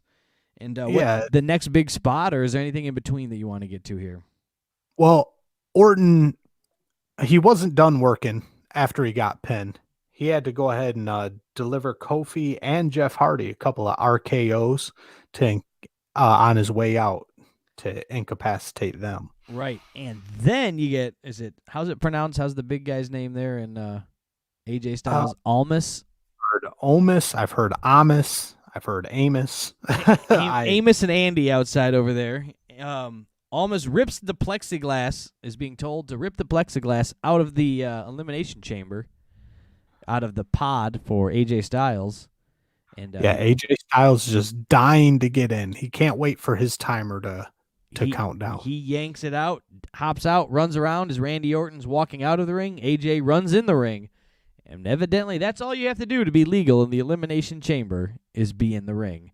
And, well, he just starts going for pins. He said, you just got RKO'd. I'm trying to pin Randy Orton. I'm trying to pin, or not Randy Orton. I'm trying to pin Kofi Kingston. I'm trying to pin Jeff Hardy to no avail. But nonetheless, AJ Styles is now officially in the match. Yep. And his buddy Omos is ejected from ringside for pulling those shenanigans. In the cringiest of arguments. Yes. Again, this is a night of cringe. And that's when Sheamus enters the match. Finally. Sheamus Mania was over about 10, 15 years ago, wasn't it?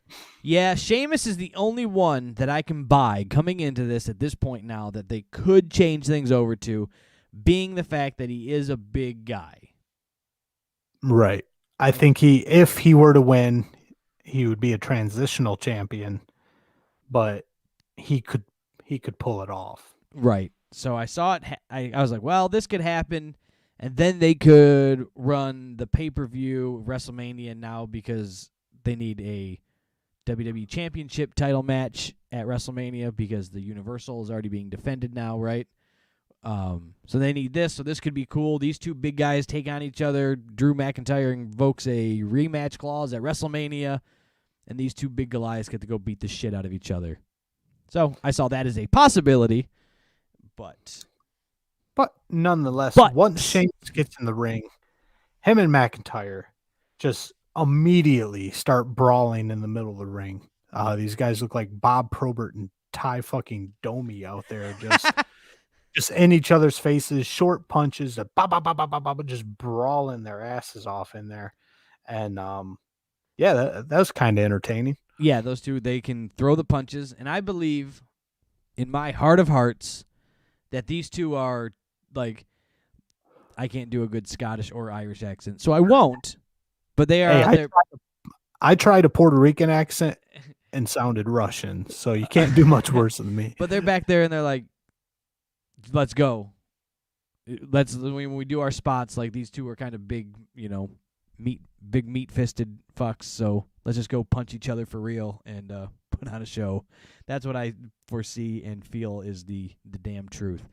Now we get a Kofi Kingston catch me spot, and this catch me spot was made Kevin Owens' catch me spot look like a professional stunt move.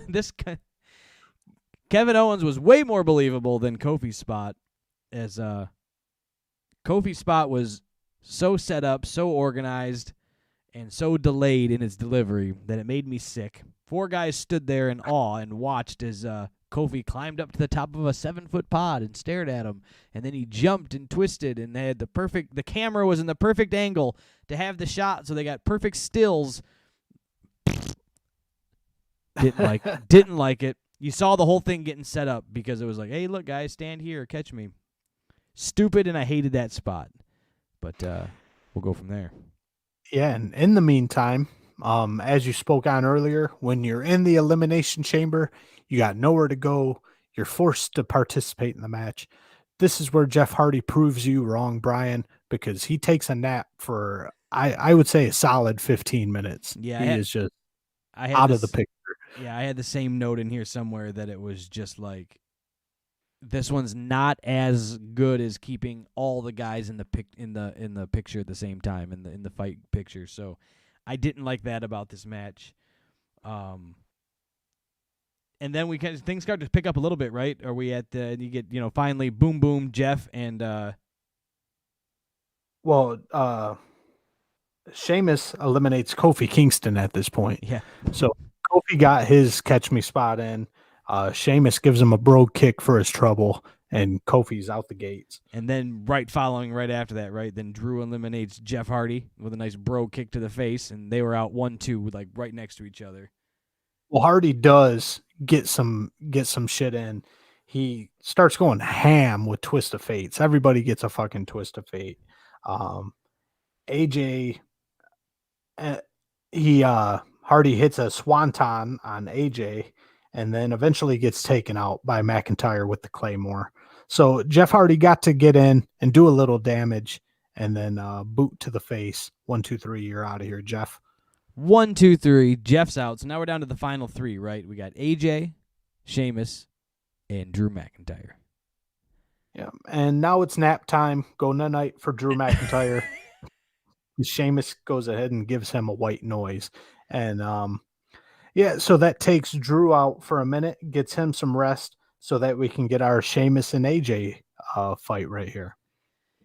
Yeah, this is how this one went. Just ping pong back and forth. This guy's out, me and you fight. Somebody gets eliminated. That guy's back in. You're out. You go lay down. Back, forth. And Sheamus gets eliminated here in the long term of this with a phenomenal forearm coming over the top rope. Well, I do want to sprinkle some stuff in before Sheamus gets out. Sure, go for it. Because I'm sure it's something you hated. No, it's one thing that had me in awe and one thing that made me laugh my ass off, and I had to rewind it 52 times. The thing that had me in awe was AJ Styles. He is the master of jumping up onto the top rope, springboarding off and doing a flip or doing a twist or some shit. He somehow miscalculated the top rope and he almost gets like a double jump that kind of throws his balance off, and every ounce of his body weight came down through his ass right onto Drew McIntyre's ribcage there. Did you see that when it was his first little springboard spot off the top rope? I didn't. The middle. I have to go back and rewatch it. Oh man, it was rough. And old Drew, I don't think he was selling there. I think that was 100% real. Just caught his buddy. Man, I think his timing was off a little bit. His distance was off a little bit. And old Drew took a solid butt drop basically from AJ Styles. And AJ hits him with a 450 splash. And that was actually pretty awesome. And this is the spot that had me laughing my ass off. So Drew's kind of out of commission at this point, and we're getting Sheamus and AJ going at it. Sheamus goes to grab AJ by the back of his pants and inadvertently pulls AJ's black thong up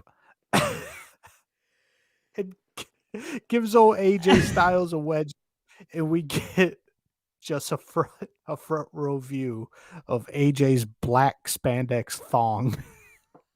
I did not see this part. I'm sure I saw it, but it didn't click and register. I have to go back and watch it again now that you've pointed it out to me.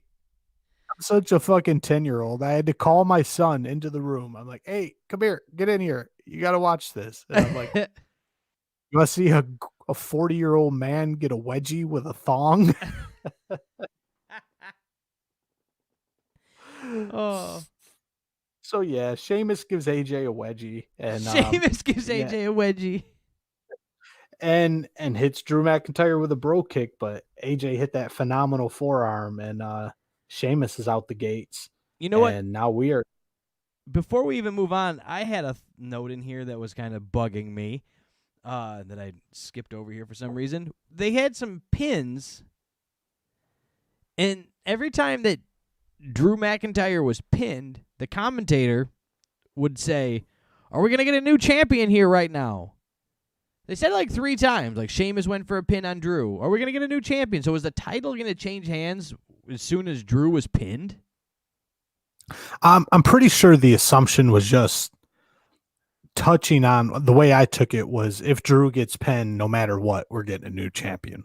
They're trying to take that angle. They just kept selling it like every time we went for a pin, are we going to get a new champion? And I'm like, why would this end with the pin of Drew? But they're just saying, I guess if you can beat Drew, you're probably going to be on a high. Go beat the other guy. Maybe they're assuming you'd win, or you're just essentially going to get a new champion regardless. All right, I'll buy it.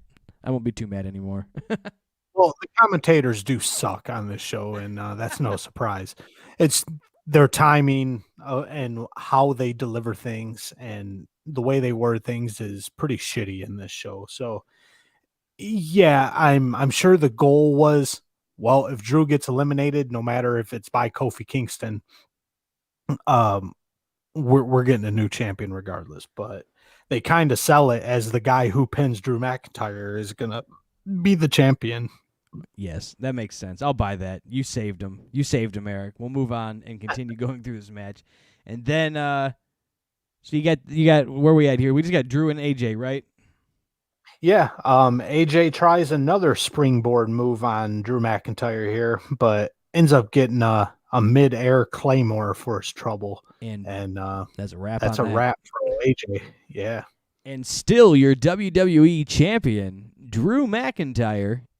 And now the ring's going, or the cage is going up. Drew's hugging his title, very happy. But couldn't you feel the lead on that something was happening, Eric? Yeah, it just seemed to be the theme, especially with the first Elimination Chamber match. And yeah, it just didn't feel right. I didn't think we were gonna get the little WWE Elimination Chamber Titan Sports logo at the bottom of the screen, letting us know that we're going off air. You felt something in the air. Right. It was as obvious as the encore at a concert. Like, they're coming back. Just hold tight, people. The house lights aren't on. They're coming back.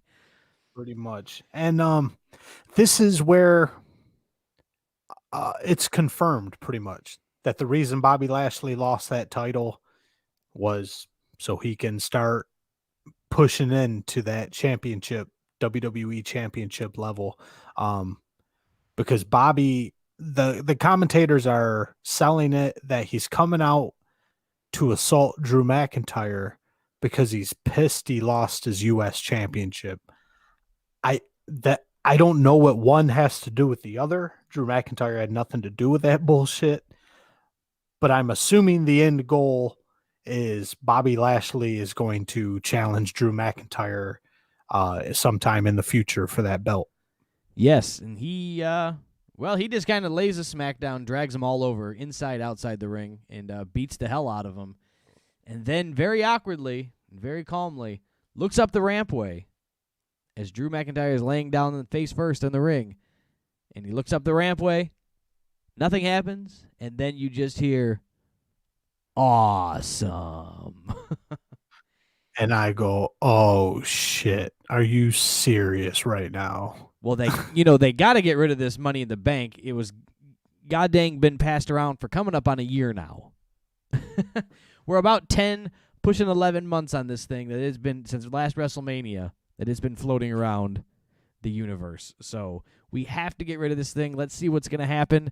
The Miz comes down, and he's cashing in his Money in the Bank contract. The way this Money in the Bank contract match was being set up, I didn't have faith that it was going to go over in Miz's favor. So the way that it was coming down, it just didn't seem like it. It was moving very slow. And usually these Money in the Bank contract matches that go over the way you think they're going to go, move a little faster. Yeah, I had no faith that they were going to go ahead and put the strap on Miz at this point. Drew has just been on fire lately, and I didn't think it made any sense to take the belt off of Drew McIntyre and to put it on the Miz, who's, to be frank, has been nothing but pretty much a goof for the past couple months, especially with his bullshit with Bad Bunny. Yeah, and then, so you come in, he gets a DDT on him, spikes him a good DDT. 2 count. 2 count. And then comes up, gives him the skull-crushing finale. And it's a wrap pro Drew here. 3 count. 1, 2, 3.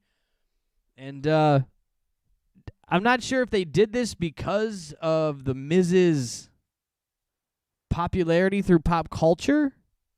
His ability to go on talk shows and be on talk shows and do the circuit and understand how the Hollywood business end of things work before WrestleMania, before a nice NBC, WWE network, Peacock network merger partnership is formed. You can go out there and create a lot of buzz and go out there and get this thing going. So we'll see. I'm not sure which way they're going with this now. Might see a Bobby Lashley Miz. This is a good way for Bobby Lashley to go in and just smash Miz, and then leaving that open for a nice match to put Bobby Lashley, Drew McIntyre, fresh slate to face each other. Right. And Miz has said publicly since winning this title that he does not plan on being a transitional champion. He plans on holding this belt for a long time, which... Has anybody ever won it, though, and said, hey, I'm just here to hold this for 2 days until I can get beat by Diesel at Madison Square Garden on a non-televised show? I think a we're la just Bob Backlund. that every smart mark out there, as soon as they saw Miz with the belt, they're like, all right, he's probably going to lose it on Monday. They assumed he's just going to be a quick transitional champion. So they're just touching on that. But no, I don't see Miz carrying this thing for longer than WrestleMania. Into WrestleMania. He'll defend it at WrestleMania and probably lose it at WrestleMania. That's my guess. Prove me wrong. Nothing but time to tell, so we'll go from there. But that was our Elimination Chamber pay-per-view. Overall, I thought it was pretty darn good. I was entertained. Wasn't bad. Like I said, the first chamber match, fantastic. The last one I thought was too much. It wasn't that it was not as good as the first one, but I think just having two lost the flavor. Yeah. That's why I say combine them into one match and give the ladies the other one. Then you're getting two totally different type of things. That's where my head's at. So it was an okay pay-per-view. If Miz is going to drop the belt at WrestleMania, I think they should have him drop it to Bad Bunny. Oh yeah, for sure, 100% Bad Bunny. As soon as he's the champion, I'm all in. He's selling T-shirts. Here's the other thing besides that besides nothing. I don't know why I said that word. Here's the other thing that I liked about this pay-per-view, and it's a funny thing. This pay-per-view is shorter than Monday Night Raw. Yeah. As was the NXT pay-per-view that we watched. And I like that, so they need to make Raw shorter.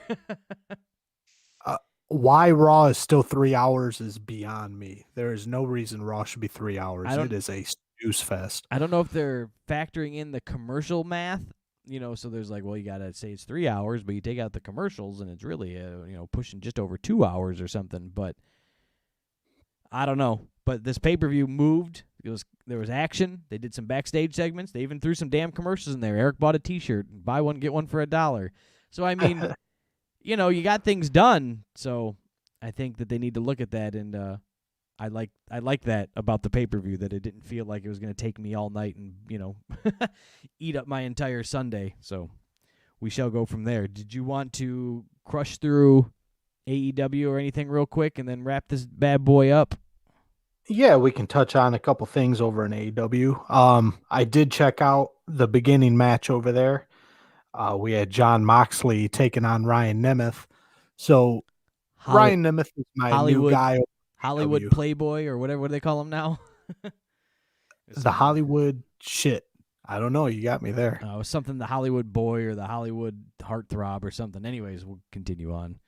Yeah, so I'm keeping an eye on Ryan Nemeth here. Cornette said he liked him when he was over there in the indie circuit, if you will, or not indie circuit, but I'm sorry, in the training grounds of WWE.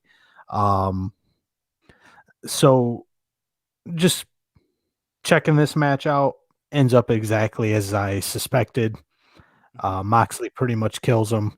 Nemeth sells his ass off, and that was that. One other match I wanted to check out, because on this card, after the Moxley Nemeth match, we got Team Taz versus the Varsity Blondes. Later on, you'll have Jake Hager versus Brandon Cutler. No interest in that. Paige versus Isaiah Cassidy. I really had no interest in that. Nyla Rose versus Britt Baker. Go out on a limb here. Didn't have any interest in that. Lance Archer and Ray Phoenix. Also didn't have any interest in that. because those two don't belong in a ring together. That's a styles clash if you ever had one. Yeah. So agree. I pretty much wrap this thing up by watching Team Taz, Brian Cage and Ricky Starks versus the Varsity Blondes, because Brian Pillman Jr. is another one I'm trying to keep my eye on. It was a good match, and I mean, for the Varsity Blondes, they're enhancement talent right now, unfortunately. And I think if they stick with it, they can prove themselves and go somewhere. Whether it's big in AEW or they even make the hop and go over NXT and continue on a career with the WWE program. But something's going to happen with those guys, I think. Oh, yeah, for sure. I think they're going to give them some time. It took, what's that guy who's being trained by Cody that just officially signed last week or the week before? Yeah. I forget his name. But he was basically 0-20 right. and now he's made it to the main show. So yeah, I think the Varsity Blondes, they look good in this match. Team Taz, Ricky Starks, big fan of Ricky Starks. Brian Cage, dominant as usual. But the highlight of this match was what happened after. Stinger got some action after this match. Yeah, Sting comes out. They got a little vignette that's playing of a Sting driving a car with dragging a body bag behind him.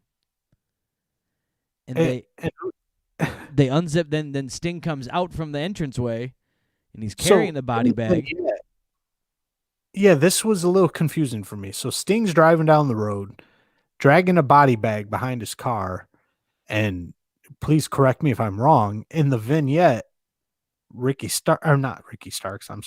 Darby Allin is in the body bag, right? Yes. So then Sting comes out of the tunnel dragging a body bag, and in this body bag is Hook. Yeah.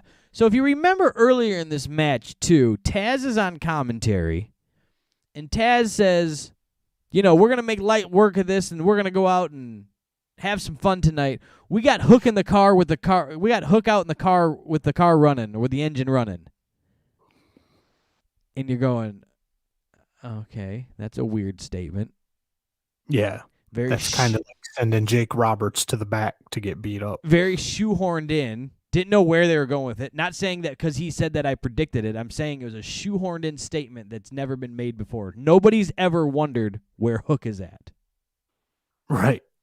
So I don't even think his mom's ever wondered where he's at. So don't tell me where he's at, Taz, because nobody cares. So they unzip it, and boom, Hook's inside there.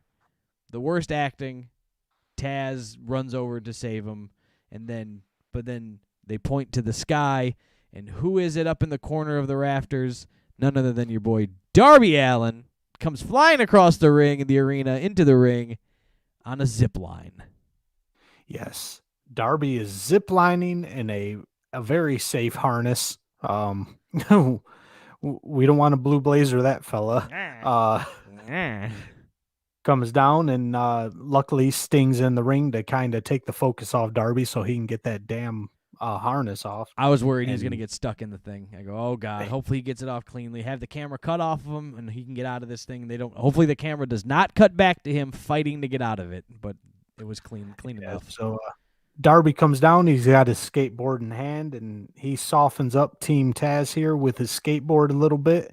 Does a tope suicida over the rope there on old Ricky Starks, and Sting gets his hands dirty and starts going to town on old Brian Cage here. We get some punches and some kicks, and topped off with a Stinger splash on the old Brian Cage. Finishes him off with a Scorpion Death Drop. And Brian Cage, I know he got softened up with the skateboard here, but put up zero fight against the 68-year-old Stinger here, and no fight at all. Honestly, I think Brian Cage looked a lot better when he was getting beat by Tessa Blanchard clean in Impact Wrestling. Episode 40. Go ahead and tag it. He had to get it in. We had to talk about him. It was funny, though. I mean, you have fun with that statement, and teasing about the Tessa Blanchard moment, but last week he spiked him in a power bomb so aggressive that Sting like died. Right? Oh, you want another tidbit about that?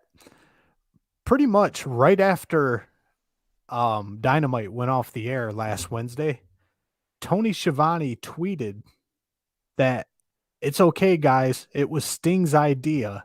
He's perfectly fine. What? Let's not sell this shit at all. I don't get it. Why do you think they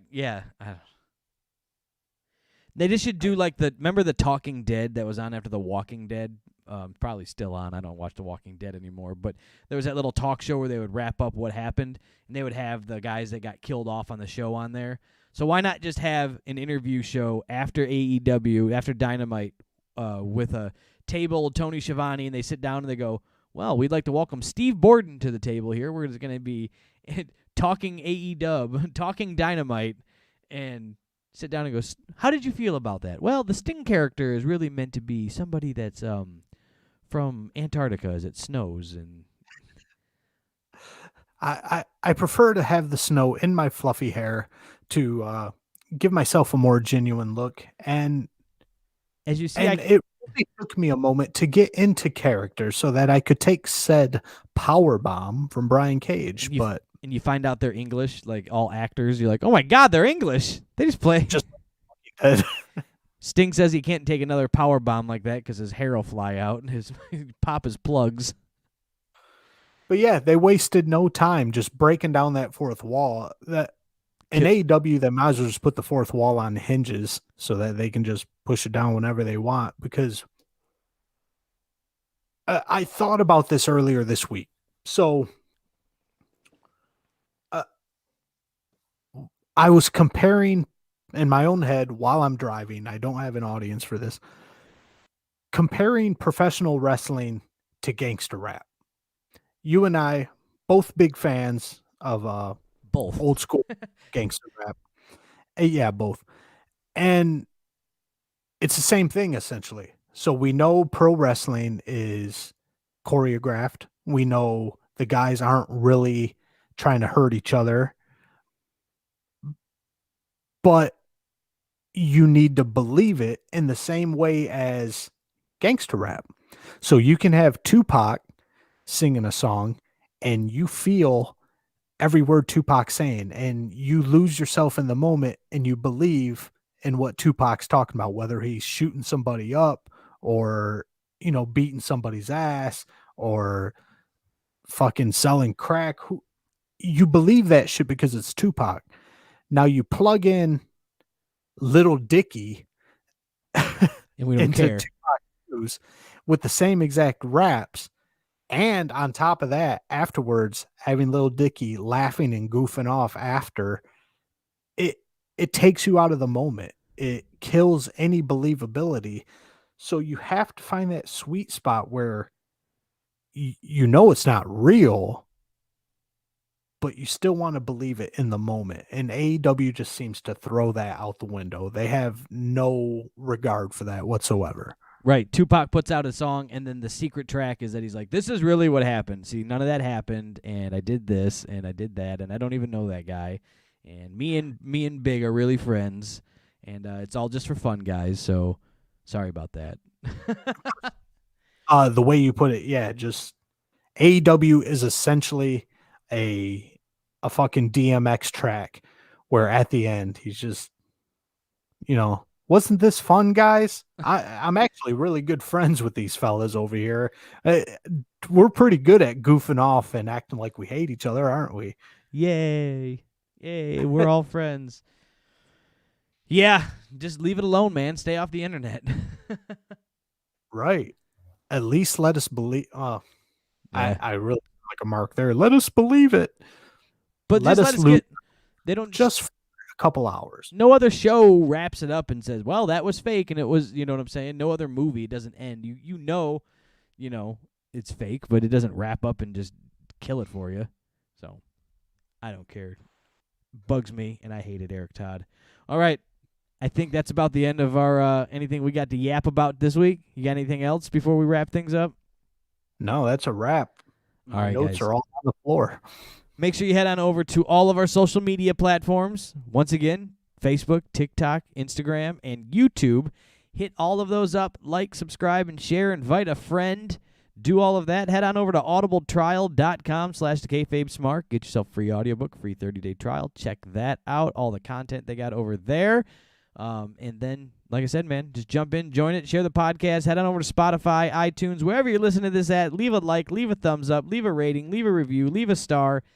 YouTube, iTunes, Spotify. And Eric, you got anything before we hit the bricks? Nope. All I got to say is, hooty hoo, we out the gates.